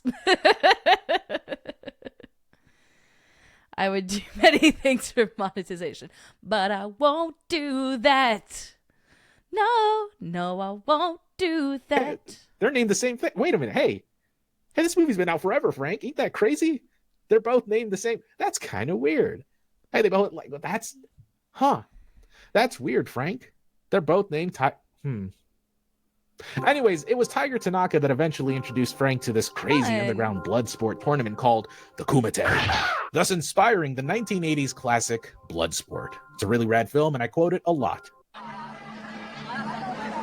Okay, USA. My chat is now becoming very much like girls on a drunken night promising to do a workout the next morning. Yes, just one more drink, and then we're gonna get up and we're gonna hike 3 miles, and then we're gonna do yoga. Woo, yoga. That's how you all sound right now, because I don't believe any of you. I think we're gonna all wake up the next morning with a hangover, and we're not gonna go for a hike. That's ridiculous. I have a hangover now. And Joan is 43. No, I'm 33. Or no, I'm 32. Oh my God, I don't even know how old I am. I'm 32. I'm 32. I've never seen one Bond movie and I don't feel the least bit bad about it. Yeah, same. I think I watched part of it as a kid for a little bit, but that was about it. I do. I'm a kid compared to Joan. Oh, I'm a baby. What are you talking about? I'm a baby. I'm just a little baby. I also only ever went to the first Star Wars movie, fell asleep in the first 15 minutes, and never went to another. I've also never seen the Star Wars movies. I don't see movies. I'm so bad. My chat always turns feral. Oh, and to Kenny Biddle's horror, not only did I not like Star Wars, I walked out of Indiana Jones and never went to another one of those. I've never seen an Indiana Jones movie. I have seen and can quote Monty Python and the Holy Grail. So I have that going for me, and that's probably about it. And I can do some of Life of Brian. So, that's about it. I'm 30 in a month. Yeah, 30s are great. I'm enjoying mine. They're pretty excellent so far, the 2 years I've spent in them. I honestly thought 24 to 36. Yeah, I'm not a real age. I'm an age range. Yeah, you're around my age. Joan is a kid compared to me, Sonny. Yeah, I know, Dad. That's why we're gonna get you on that AARP soon. Don't you worry. I'll make the phone calls for you. Don't click any links in the emails, Chris. Don't do it. See? I said that. Minus the Asian. I can't lie. I did the accent too. I'm sorry. Don't do the accent. I'm getting help. I've been going to therapy. Okay, so look, I know I said that I'd only cover horror stuff, but this is insane. Frank Dukes has claimed to have worked for the CIA. He's won the Medal of Honor. He's went undefeated in 300 fights, won 50 consecutive fights in a row in one day of the Kumite. Somehow lied himself into a movie contract deal. What? Based on a true story. What? I can't believe this dude got a fucking movie out of a lie. The most blatant lie in the world. How do you even comprehend this magnitude of bullshit? The eye patch. Well, you can't. Do you think that's because as far as we know, it could be true, right? Because technically speaking, while it's hard to believe a Kumite exists, let alone that Frank Dukes was the winner of this supposed deadly tournament in China, there's technically no proof that there isn't an underground blood sport tournament called the Kumite. God, based on a true story. It says so right there, so it's got to be true, right? Man, he's claimed to have fought assassins and invented a form of ninjutsu and is the biggest dick martial artist in the world. The dude had the goal to even claim he is the rightful owner of Never saw Monty Python and the Holy Grail, and I haven't seen the one where they throw trash. Can't remember its name, but people dress up like the characters. Are you talking about Rocky Horror Picture Show? When they throw toast? Because if not, I don't know. I don't know which one that is either. I've seen Rocky Horror Picture Show. I've done the Time Warp. I can do that much. Certain dojos, not because he legally owns them, but because he's so badass that he has a say on whether or not they should exist. Whatever. I'm done. Whatever. Frank Dukes is a fascinating dude, though. Don't get me wrong. I seriously recommend looking up anything about him because you will find dozens of documentaries and hundreds of video essays on this guy. Check out any of them, and you will laugh your ass off. Oh, and P.S. He had beef with Steven Seagal. Because of course he fucking did. Can you imagine them both fighting? That'd be fucking hilarious. With this song playing? That'd be great. Aliens! Do you believe in them? Do you not? It don't matter. As long as a motherfucker's seen some shit in the sky, then you can bet that shit movie, Close Encounters of the Third Kind, is a classic UFO. Mr. Prism, I will specifically say, when I pre-watched this, I thought of you during this part, so you're very welcome. I will come up, I promise, in 2026, I will do an alien episode. I will. You don't even have to do subcounts for that. I will do an alien episode. I will. I will. I promise I will do at least one alien episode. This is my commitment to being better. Movie that was inspired by nothing, really, in particular, but rather the interests in rising UFO encounters that have been occurring around the United States ever since the Roswell incident back in 1947. The American people grew to become more curious and skeptical of the government around this time, so The Third Kind by Steven Spielberg was born. Then, of course, we have the ever-so-famous Fire in the Sky, a movie inspired directly by Travis Walton's abduction, which maybe some of you have seen covered a few times, and he's apparently appeared many times on Joe Rogan's podcast, so you might have seen it there. The story goes that Travis Walton, a logger in Arizona... He wasn't the one that passed away recently, right? R.I.P.? Maybe? I don't know. Is that with or without tequila? It's probably going to have to be without tequila, honestly.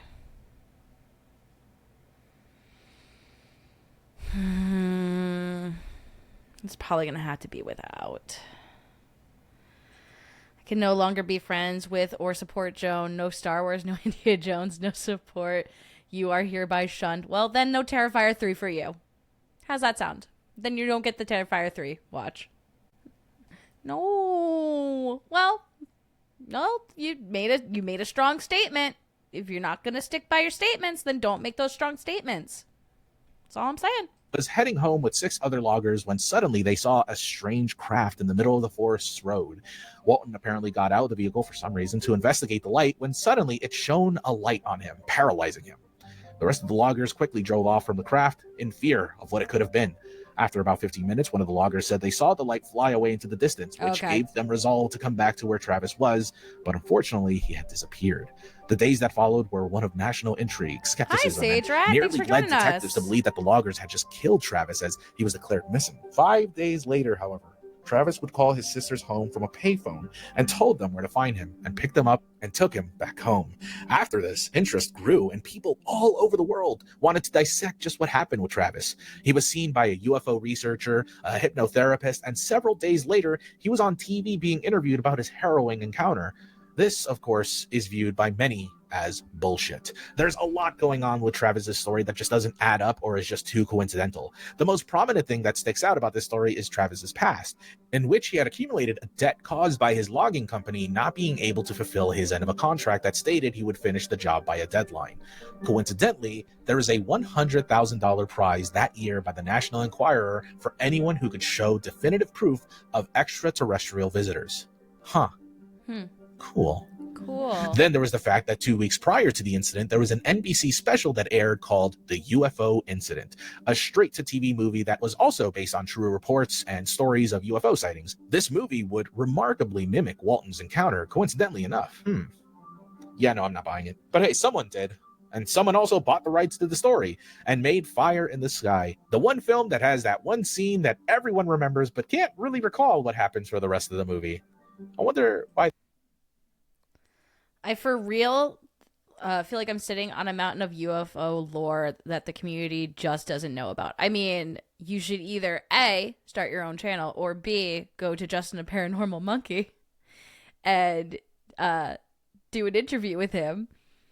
Just maybe make sure that your tales can fit within an hour, or like just cut them off so they can fit within an hour. Leave people wanting more. Not less, more. Just saying. Just tips. Not for anyone in particular. And recent events. Need to know, did abduction coincide with his attainment of Tom Selleck's mustache? The aliens actually gave him the mustache. He had no facial hair prior. and then suddenly he could grow it, and that was due to the probing. It helped push the follicles out. Science. That is. But speaking of shitty dog wash alien movies not really based on true stories, The Fourth Kind, the ever forgettable movie that I recently discussed at twitch.tv/Goose_Boose, and had me realizing that this movie is extremely boring. But The Fourth Kind purports its story as a film based on true events, and it's, man, it is so complicated. It's more or less based on Alaska's unusual missing people rates, which is higher than most states in America. This is, well, likely to the fact that, well, Alaska can be pretty treacherous. Hey, we listen and we don't judge in writing. We listen and we don't judge in public formats where people can see our judgments. You can always do a part 2. You can always do a part 2. And sometimes, actually, specifically right now, I'm working on a script and I keep looking at it and I keep getting frustrated with it. And I'm like, I can always do a part 2. I could always do a part 2. So that might be helpful. I might beat him to Justin with the aliens. You know what? You should do a space race to Justin. Trust no one. The truth is out there. I didn't watch a lot of the X-Files growing up either. Sorry. As a state to live in nature-wise, and there is an unfortunate disproportionate amount of ooey-eyes that occur here. I'm sorry that I have to say that. Look, YouTube just sucks. And added to that, Alaska is sort of the place that most people go to if they're running away for something, be it debt or, I don't know, witness protection reasons, etc. Regardless, the movie claims Cocaine Bear didn't die, moved to Alaska, 8 people. Yeah, that's what happened. 6 people took the lie detector test for what happened to Travis Walton, and 5 passed without issue. 1 came back inconclusive. I say that says a lot more than skeptics and cynics and their belief of it. It depends on the validity or what validity you put into a lie detector test. So they are not able to use that in court as evidence because you can do false positives a lot with lie detector tests since it's based on biological things. The other thing about a lie detector test is like you could be able to detect a lie, but not necessarily why the lie is being told. So that being said, that like if someone sits there and they take a lie detector test and they can think that something is true when it is actually something that did not happen. So like if you, for example, if someone took a lie detector test and they had a hallucination that there was a clown in the corner of the room and they said like, you know, the question is there a clown in the corner of the room? And they said yes, that would be determined that it was not a lie and it was the truth. But like you can see that like it was like there is no clown there. So like it's back and forth in that way. And yeah, it's like I get weary of lie detector tests in general as evidence for things. I don't know about this particular case, so I can't say that much, but like for example in Secret Lives of Mormon Wives, they did a lie detector test that whole time. I'm like can't even use that in court. We judge in the girls group chat. We do judge in the girls group chat, but it's private. You're not supposed to share the judgments. Translation, Joan Private messaged me after these. Can you believe that wacko? I would never call anyone a wacko. That's not my vocabulary. Don't forget to boop the like button for Miss Joan. Yes, don't forget to pay rent. Paying rent here is hitting the like button. That is paying rent. Don't forget to pay rent, you freeloaders. And if you're not subbed, you really have to sub, or else I'm never going to get my vows renewed by Cocaine Bear. Now I hear the X-Files theme in my head. I know this, but 6 took and 5 completely passed. That is not normal. I'm not doubting you. I would just have to see what the questions were. That could mean there is some truth to it. Yeah, I would just need to see what the questions were. I know I had no idea Joan just knew things. Very good. Sometimes I do know things. I know it doesn't seem often, but I do know things. Me too, Ghost is fighting the urge to binge X-Files. I blame Joan. I don't watch them. I don't judge the troll guy. Oh, you meant the troll guy, not the guy who's being a troll. The troll guy. He was kind of fun. He was talking about myths. I was talking about the alien dude. I like that dude. I'd give the non-alcoholic drink with him. That's fair. That's fair. Travis Walton also in all these years has never wavered or changed his story, nor have men that saw it happening. Okay. I love that show. Yes, I'm weird. I didn't think you're weird. That most of these people are missing because of aliens. But, I mean, I don't know. Listen, this movie is so boring, really. It really seems like it's trying to be like this found footage movie that just didn't have the studio's confidence at all in being a found footage movie, despite the genre being really popular around this time because of you-know-who.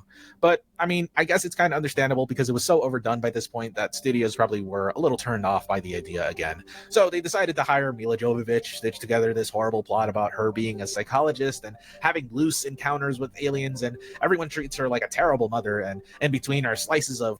Do you think the movies would be different if they were like loose encounters of the whatever kind? Thoughts? quote unquote real footage of what really happened. And as creepy as these segments genuinely are, and trust me, they're the best parts of the movie, they're not real at all. They're not even based on real actual events. It's just so weird. Like, why? Absolutely.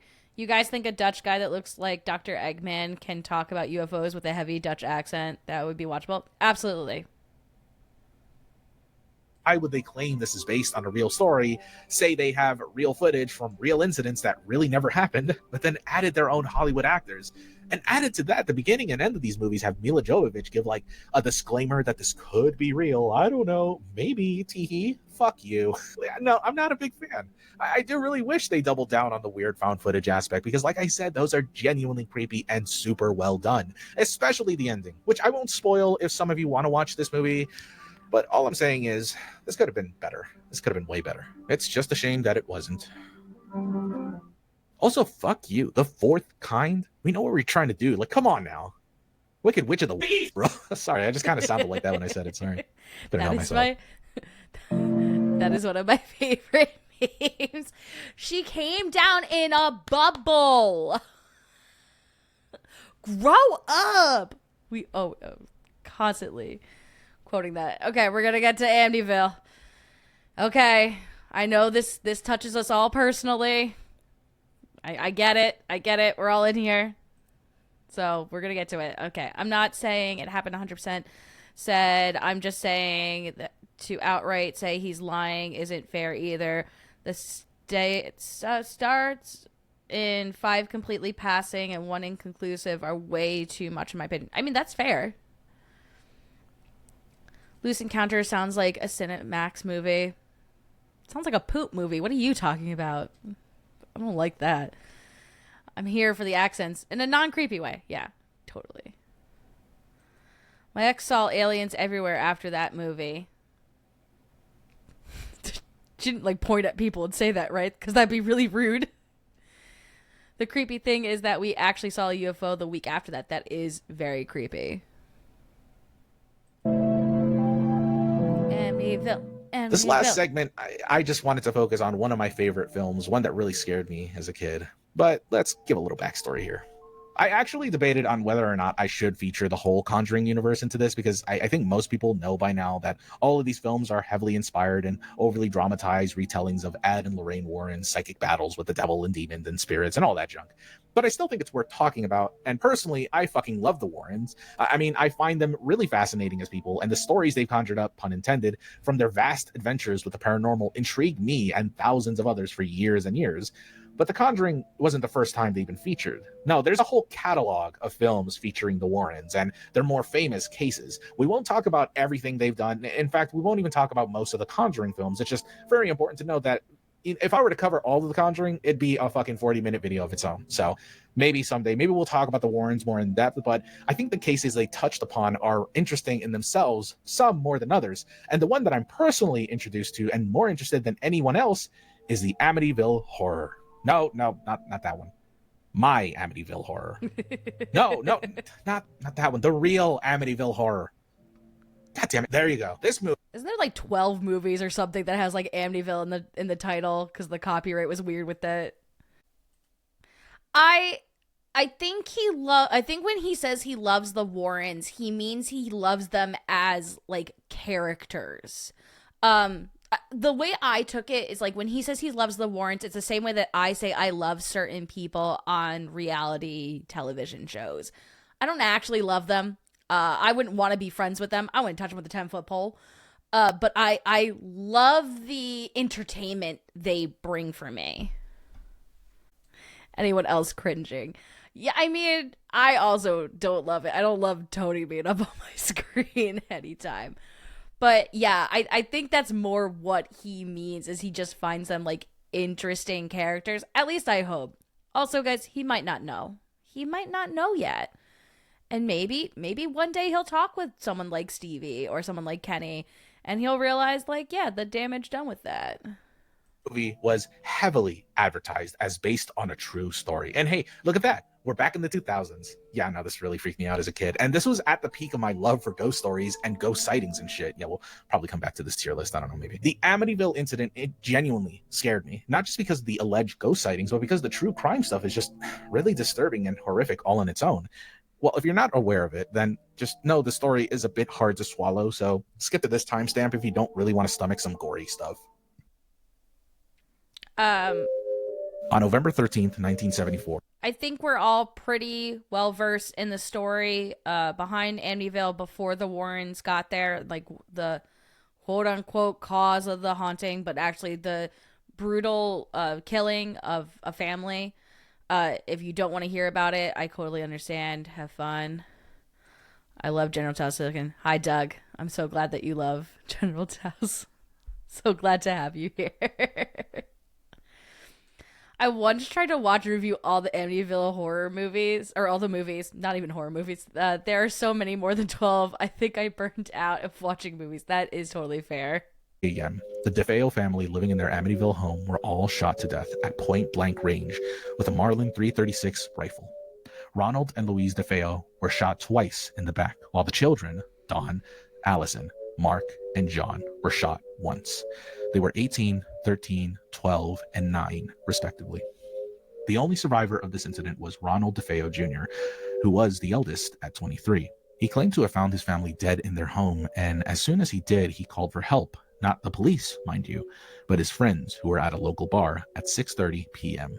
They then investigated the household and saw, with horror, the entire family lying face down on their beds, soaked in a pool of their own blood. One of the friends immediately called for the police, and at around this time, most people assumed that Ronald was just a lone survivor of a tragic and horrific incident, one that apparently involved the mob. But as investigators questioned Ronald, his story became more inconsistent and strange, till eventually he confessed to murdering his entire family. This story has always really stuck with me for a long time because there's a lot of details that really make this chilling. First and foremost, the crime scene photos. Now, a fair warning, those still exist and are very easily accessible via any search engine. So if you ever do look up the Amityville murders, you might be met with some very grisly photos of the family as they were found. Secondly, well, can we talk about that part of the murder? Why were they all lying face down?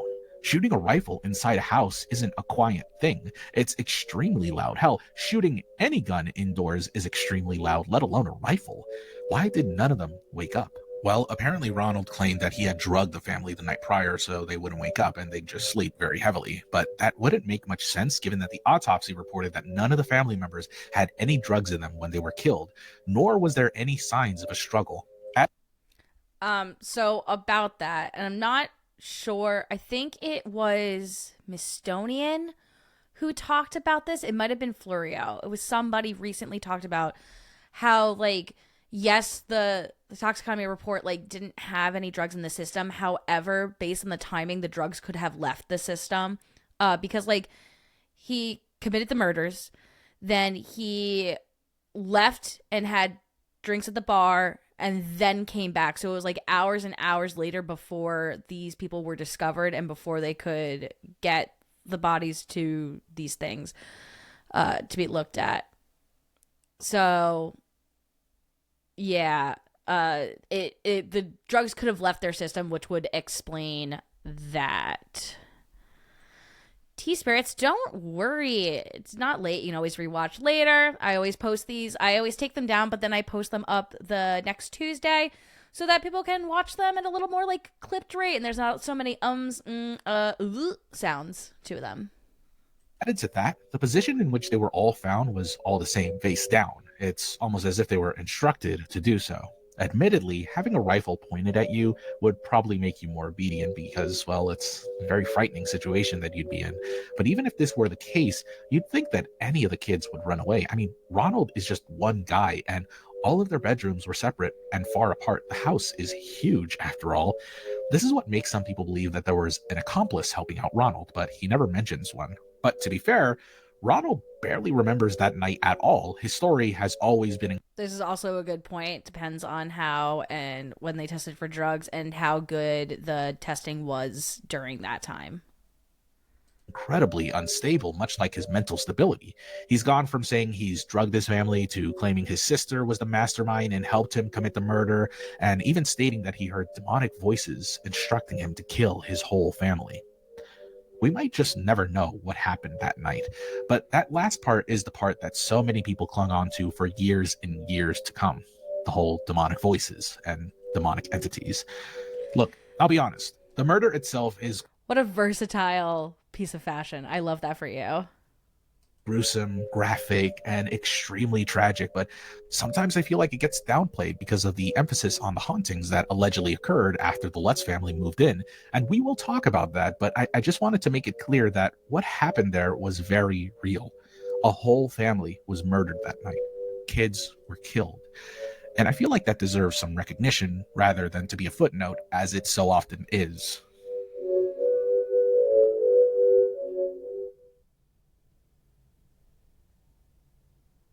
Now, moving on to the part everyone knows, which is the Amityville Horror, the book that was made shortly after the Lutz family moved in and reported harrowing hauntings for just under a month of living there. The hauntings were so frightening and ghoulish that the Lutzes decided to abandon the property in a hurry just 28 days after moving in. Ed and Lorraine Warren heard about the horrors. I know I can never say enough, but Stevie from Truth of Demons did a great episode about Amityville and talking about like just breaking down timelines and things like that. And he says a bit in here, and I'm not sure if Stevie did this or she just like found someone else who said it, but he does mention the footprints in the snow and how that could not be. So, Stevie's on the last time I did a live. Please go check out Truth or Demons podcast. Highly suggest it. Within this house and decided to do what they do best. Investigate. That's what I mean. Now, this story has been told 1,000 times, and it's been adapted into a movie 1,000 times, and each time it was marketed as based on a true story. To be honest, I'm surprised there hasn't been a new Amityville horror movie lately, what with the popularity of the Conjuring universe. You know, what's another remake or two, really? But I guess the reason why it's slowed down is because there's been a lot of skepticism and newfound evidence that shows Lutzes made it all up. Hell, even back when the movie and the book first came out, a lot of testimony over the inaccuracies of the story were brought to light. The priest who was trying to exorcise the house really only talked to the Lutzes via phone call, and the homeowners of the house after Lutz's family's departure stated to have never seen any ghosts or apparitions or even secret rooms like the Lutzes claimed. Other fabrications included the house being built atop an Indian burial, which is not true according to local natives. The hoof prints they saw were never there. Neighbors have never said anything about unusual activity from the house or the family. And to top it all off, the lawyer of Ronald DeFeo Jr., William Weber, admitted to People magazine that the entire story was fabricated entirely so that they could make the book happen. The Lutzes proceeded to sue the shit out of Weber and anyone who claimed that the story was fabricated or a hoax, which, take that for what it is. I'm sure that's a sign of innocence. Sue thy... Prove it. Prove I wasn't there. Do it. Prove I wasn't there. Enemy. But at the end of the day, believe it, don't believe it. I personally don't think it's real, but I do really love the story a lot. I mean, I gotta hand it to the writer Jay Anson. It is a marvelous piece of fiction that's terrifying and gripping. And the movies that soon followed were also really solid horror films. And like a lot of the movies I mentioned today, they're all far stronger when you believe that they could actually be real. Whether or not they are is irrelevant, though, because at the time when you watch a movie that claims to be based on a true story and you go in to watch it, it tends to enhance the story and the movie itself. Nowadays, when a movie claims to be based on a true story, people have already done like 30 video essays debunking stuff even before the movie comes out. So a lot of that magic is sort of lost, and you rarely get to see horror films get away with it anymore. But really, should they? I don't know. You let me know in the comments, and while you're at it, hey, if you like the video, give it a like. Subscribe if you want to. I'm not your dad. I can't tell you what to do. I am your dad, though, and you should like my video and subscribe to my channel if you have not. I am going to add the rest of this video into, I'm going to put the link for the video in the chat. Please go check out Goose Boose. It was very well done. I really enjoyed this topic of, you know, based on a true story and like what that actually means and how, guys, they're not really doing it. I don't think they're really basing this stuff off true stories. That's crazy. Why would they lie to us like that? Why would they lie to us like that? That's so mean of them. Let's see. Come on. People focus so much on this case, but I find it sad because Arnie Johnson murdered Alan Bono and got next to no jail time because he insisted he was possessed and the people around him agreed. Yeah, no, it's awful. These are awful crimes. Not that I disagree there. I also think it's awful that this story of Amityville, I don't feel like a lot of people know the true crime story behind it and all the excuses that were used because it's been overshadowed by this quote unquote haunting. And yeah, in true crime storytelling, we really have, and it's been going on for a while, but we really have lost the focus of victim first speaking and talking about the victims of these crimes. We know the names of the murderers before we know the names of the victims. So just something to consider. Using the devil is a cop-out. Yeah, well, yeah. At least Ron DeFeo was given life and stayed in prison until he died. Yeah. I'm so proud to call Stevie a friend. She really is amazing in breaking it all down. She really is, and I really appreciate all the help that she's given to me as well in this channel. So shout out to Stevie. If you're not subscribed to Truth or Demons, what are you doing? What are you doing? If you're not subscribed to Truth or Demons and you're not subscribed to me, what are you doing? What are you doing? A made-up story to get DeFeo and insanity defense instead of the death penalty? Yeah. Okay, mama, dad, that's right. I am your father. You need mods. I probably do. Okay, I'm not that big yet. There's like 14 people in here right now. I'm okay for right now, I think. If you're having trouble, just let me know, and then I'll figure something out. I'm leaving the theater after seeing Paranormal Activity, terrified that it might be real. Yeah. And that's like that thing with the found footage as well. Like, how much of that is real? How much of it is based on that?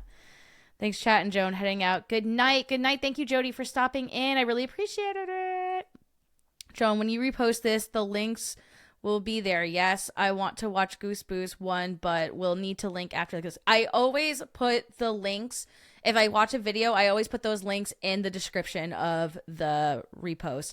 It actually should have been in the the link for this video should have been in the description of the post right now. So they are there. I do try to link all the time because I couldn't react to something if they didn't make it. So it's only fair to show off their work.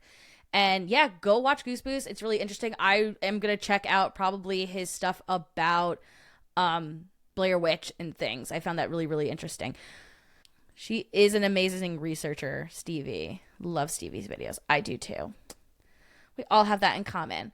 Watch Truth or Demons. The Devil Made Me Do It. It's awesome rundown of Arnie Johnson's story. It is.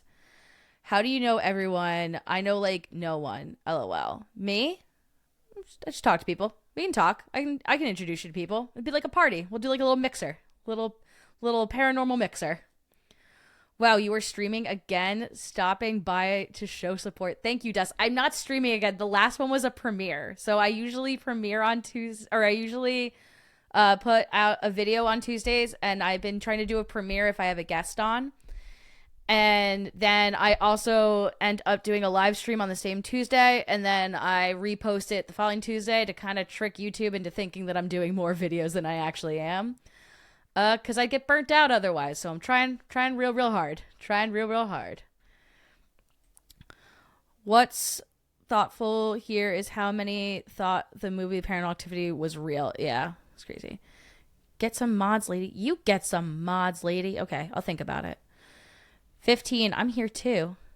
Yeah, now it's 16. Hey, Dust. Hey, Dust. We need some blue names in here. Yeah, you need to sub. How about that? Bye, Jody.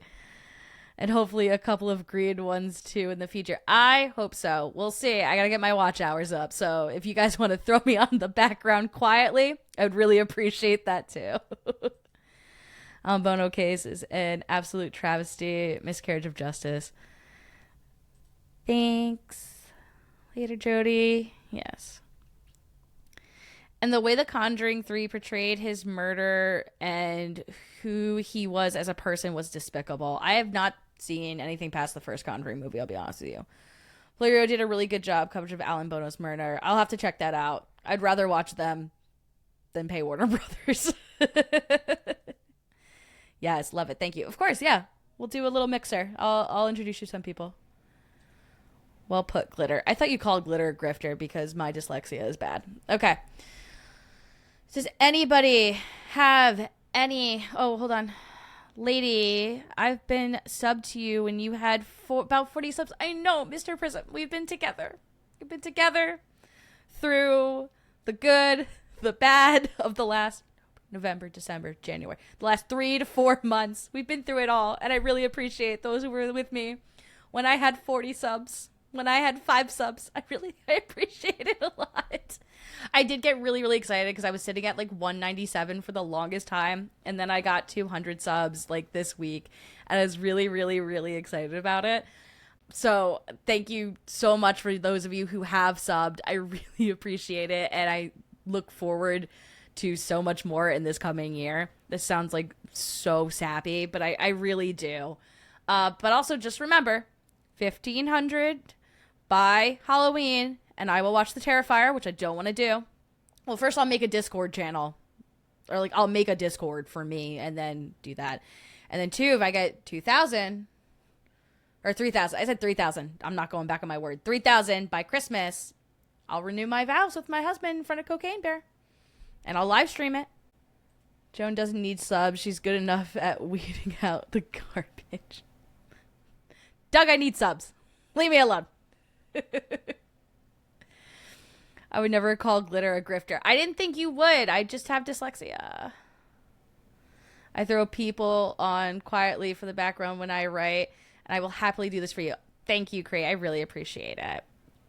Oh, no. When this channel hits 40K, I'll tell you the same thing again. I will sob. I'll actively sob. I'm a big baby, and I cry at everything. And if it ever happens, I will cry. But I look forward to the day. You're doing so well. You're doing so well. We're doing so well. This can't be Joan Sap Hour. Oh. I'll do what I can to help. I'm just a teeny channel myself. It's okay. Us teeny channels, we can help each other out, and I really appreciate that. People need to talk about channels like yours more because I hadn't heard of you until No One Alone. I subbed right away after the live you did. I love channels like yours. Thank you so much.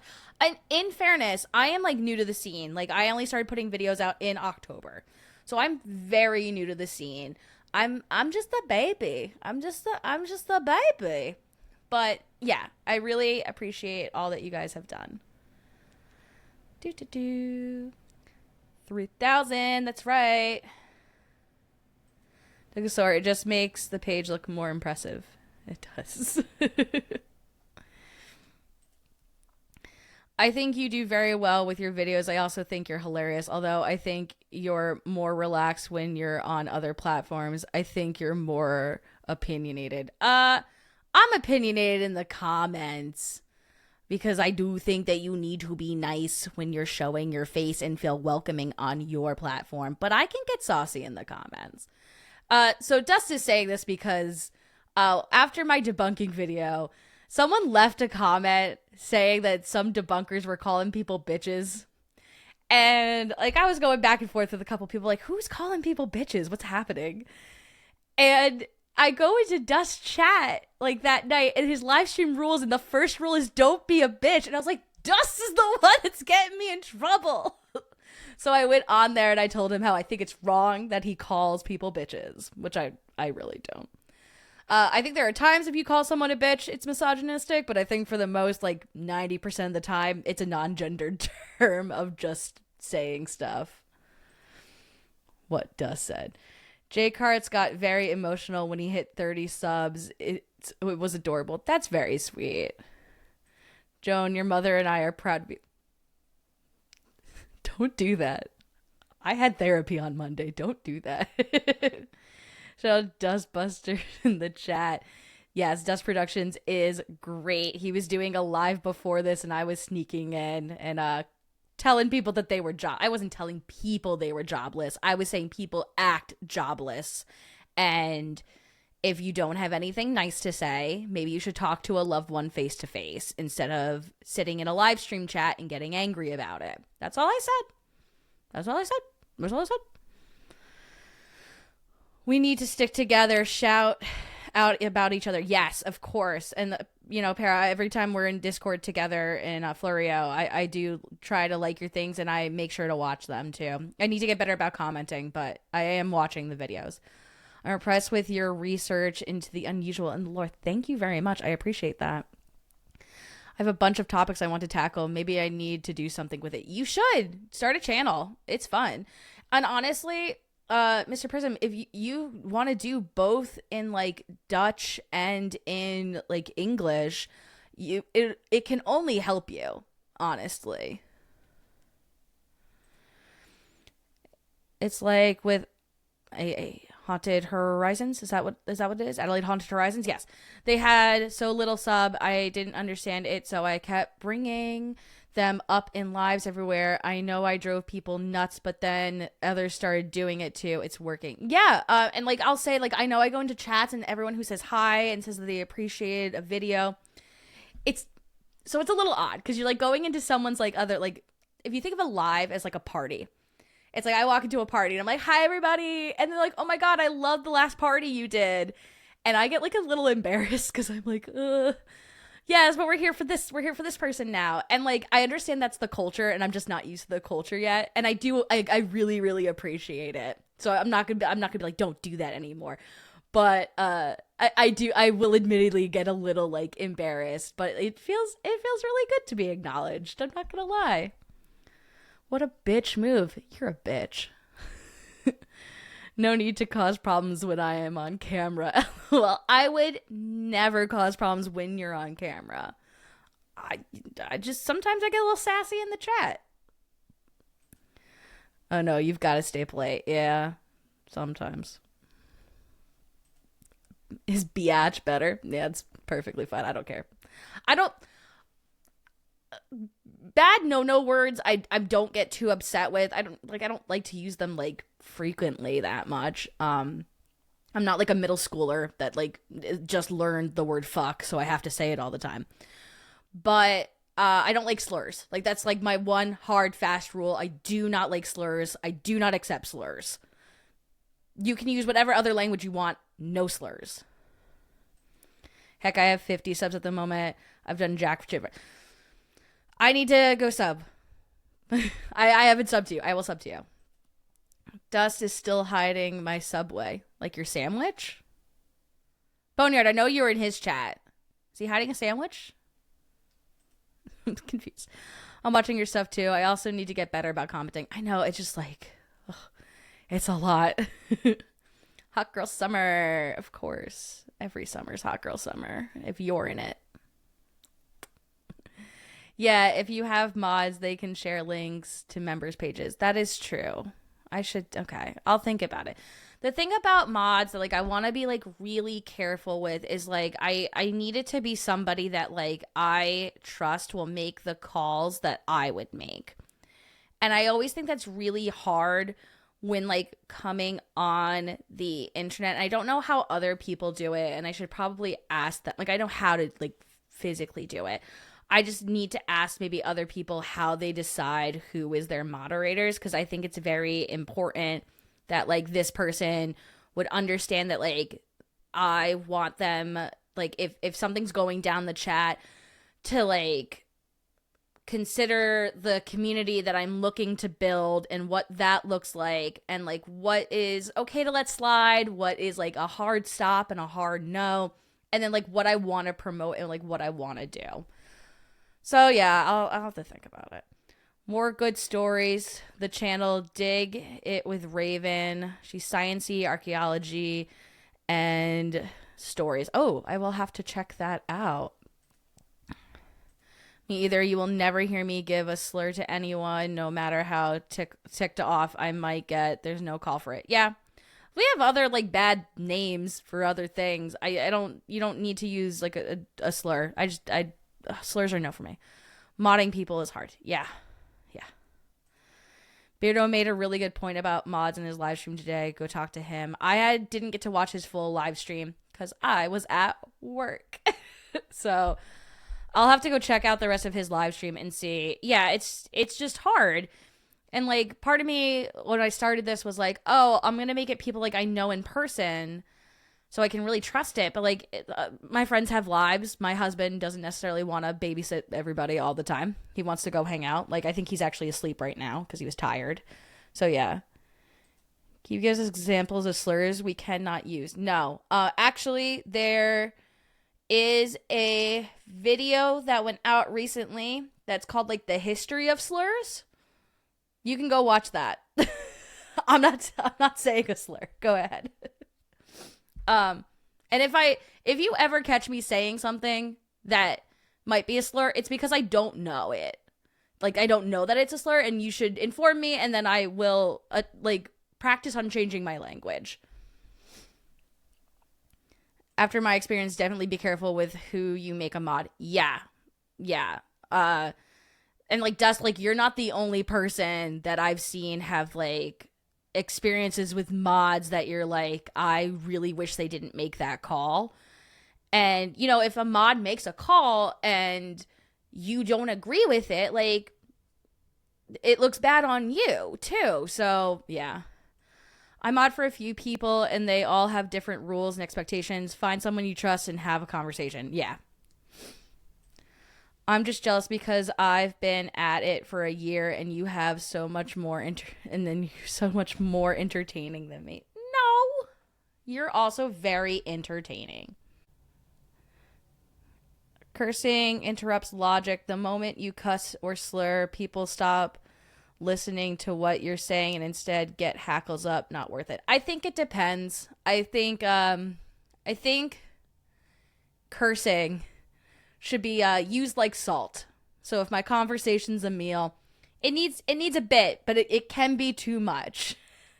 So you got to learn when to dial it in, dial it back. And also, like, there's just times where it's inappropriate to curse.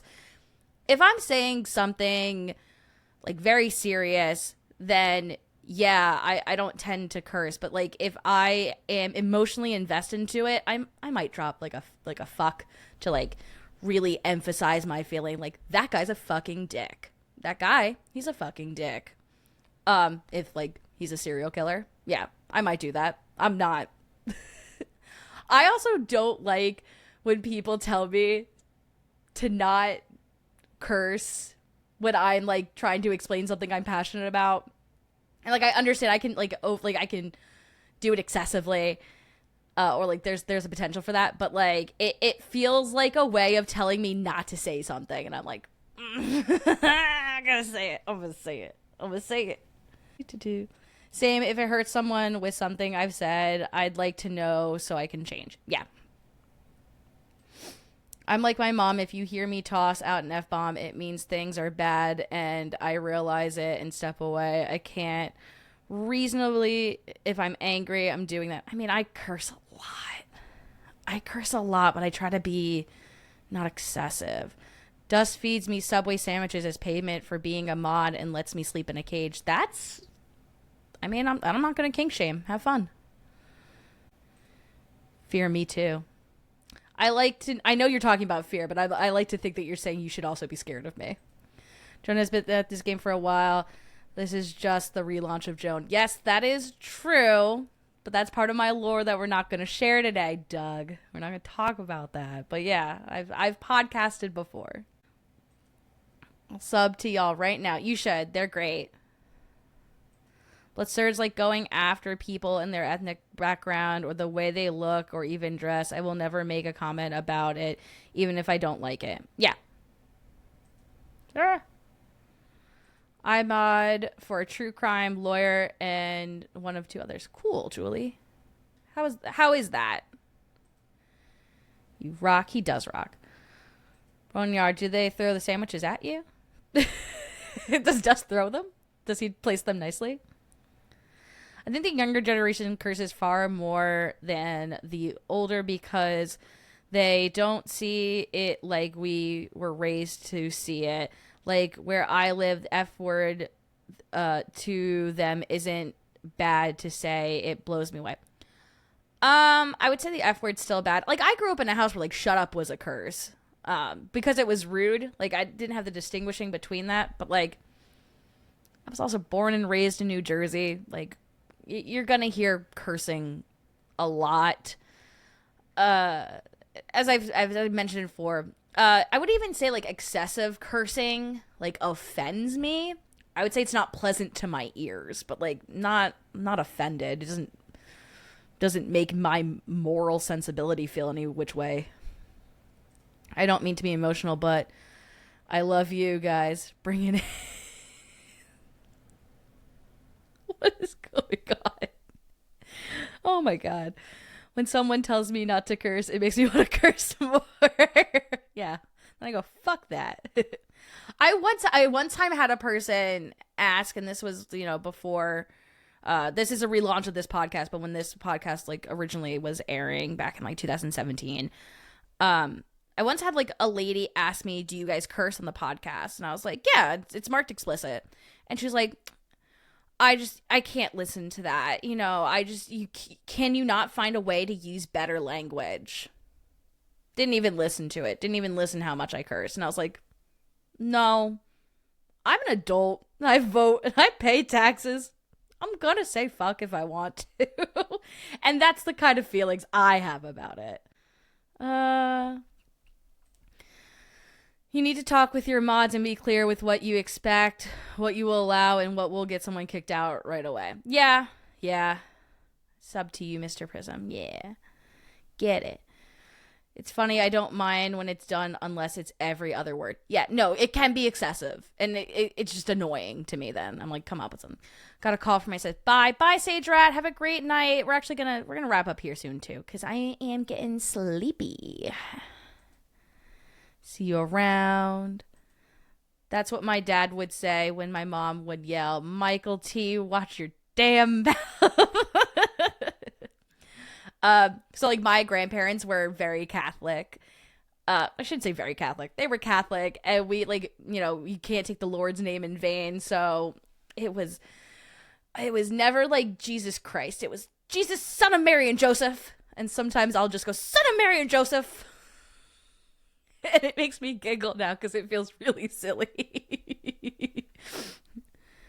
I'm a big fan of Carlin. People say, but he's so vulgar. I tried to explain, yeah, but after you pass the vulgar, it's really deep. Yeah, I get that. I look at things differently. I like to pick people apart and make jokes. However, they're not meant to be taken seriously. It's just for fun, and I don't mean for it to be real. I think you can joke with a person if they can joke, like if they feel to joke back. But like if you're joking with somebody and you start to know, and like it's a dance, you have to notice if they are not reciprocating or if they're not also then in return poking fun at you. If they don't do that, then yeah, you got to stop, because to them it's not a joke anymore. So it's hard. And like, especially like when you're writing stuff out, it's like, I know I'll say something a little sassy and I'm like, oh, they might not take this as a joke. So I'll put like an LOL to show that I'm not like serious about it. So I'm like, haha, just kidding. I know like a lot of people for sarcasm will do S/. So like, you know that like, oh, they're not really saying that, they're being sarcastic. No sleep for you. Do what I want. I'll fall asleep right on camera. You watch me.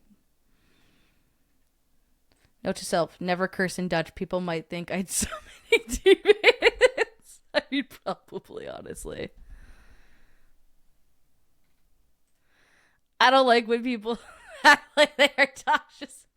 Oh, Doug, you don't even know. Oh, Doug. So Doug and I are friends from a different thing.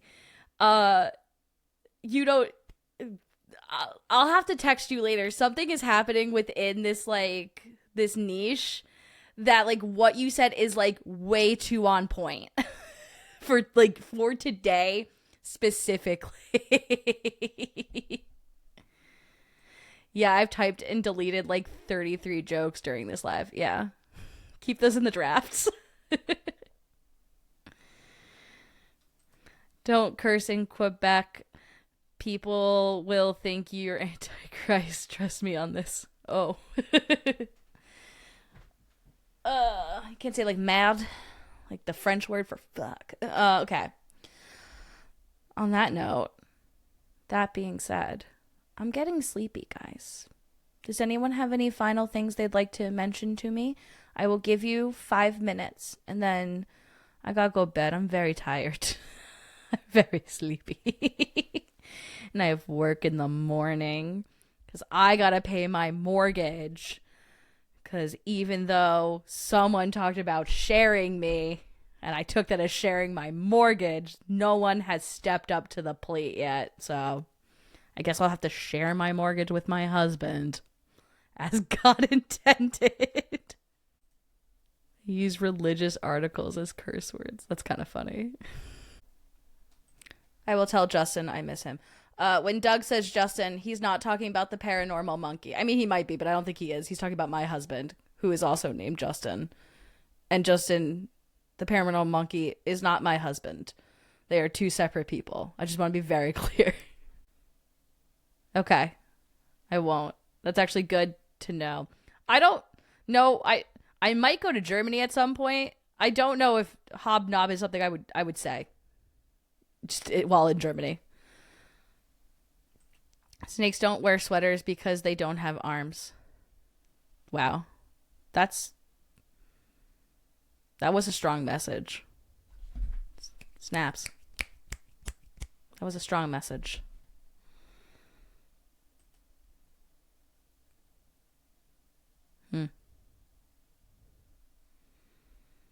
Take care, everyone. Have a great night. Thank you, Julie, for stopping in. I really appreciate it. Fear, do snakes wear socks? That's a great question. Those were the first 2 French words I learned. So we go to Montreal, or we used to go to Montreal quite a bit. And I got really, really good at saying, like, I've been complimented on how well I say I don't speak French. Je ne parle pas français. And then I also learned how to say, désolé, je suis très impoli, which means I'm sorry, I'm very impolite. And it was because at the time I had a friend who, when she was trying to speak French, sounded like she was trying to offensively do a French accent. So we just taught her how to say, like, I'm sorry, I'm very impolite. So it didn't sound like she was trying to mock the people there. I never say anything preceding knob. Okay. Y'all got 3 more minutes of my time. Then I sleep there. Next time I go sleep. This was fun. Thanks. I enjoyed myself. And I love that you gave your thoughts on something but didn't diss other thoughts. Yeah. I try to. I try not to. I'm never. If someone's engaging in my chat, I'm never going to call them outside of their name. I'm not going to call someone stupid or something like that. I think if you're coming into this chat to engage in a conversation, it doesn't make any sense to belittle you in any way. If you don't come and belittle someone else, like, I'm gonna defend myself if that's the thing. But yeah, I'm not. If you're coming in good faith, I will come back in good faith. I think that's more of it. If you come in good faith, I will come back in good faith. If you're gonna come in bad faith, then yeah, I'm gonna defend myself and my beliefs. But yeah, I'm never gonna be a jerk like that. Not that way. I'll be a jerk in other ways, but not that way. I'll definitely make sure to share your stuff everywhere. I'll try to help out as much as I can. Great live stream. I will also make sure to share your stuff. I think I'm already subscribed, but I will double check. And then also subscribe to Paranormal Simulations as well. She's great. Okay. Let's go, guys. Paranormal Monkey's waiting for her. No, don't start that. That is awful. No, I have a husband. He's a nice man. His name is just also happens to be Justin. It's a common name. Not that photo. Here's him the other day, at the diner, and he had a cockatiel hair. See, that's my husband.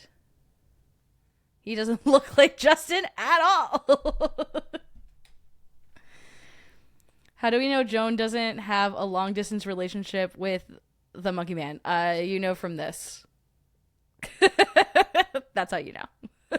That's how you know I don't have a long distance relationship with him. And also, he's very lovely. He's a great person. But I am happily married.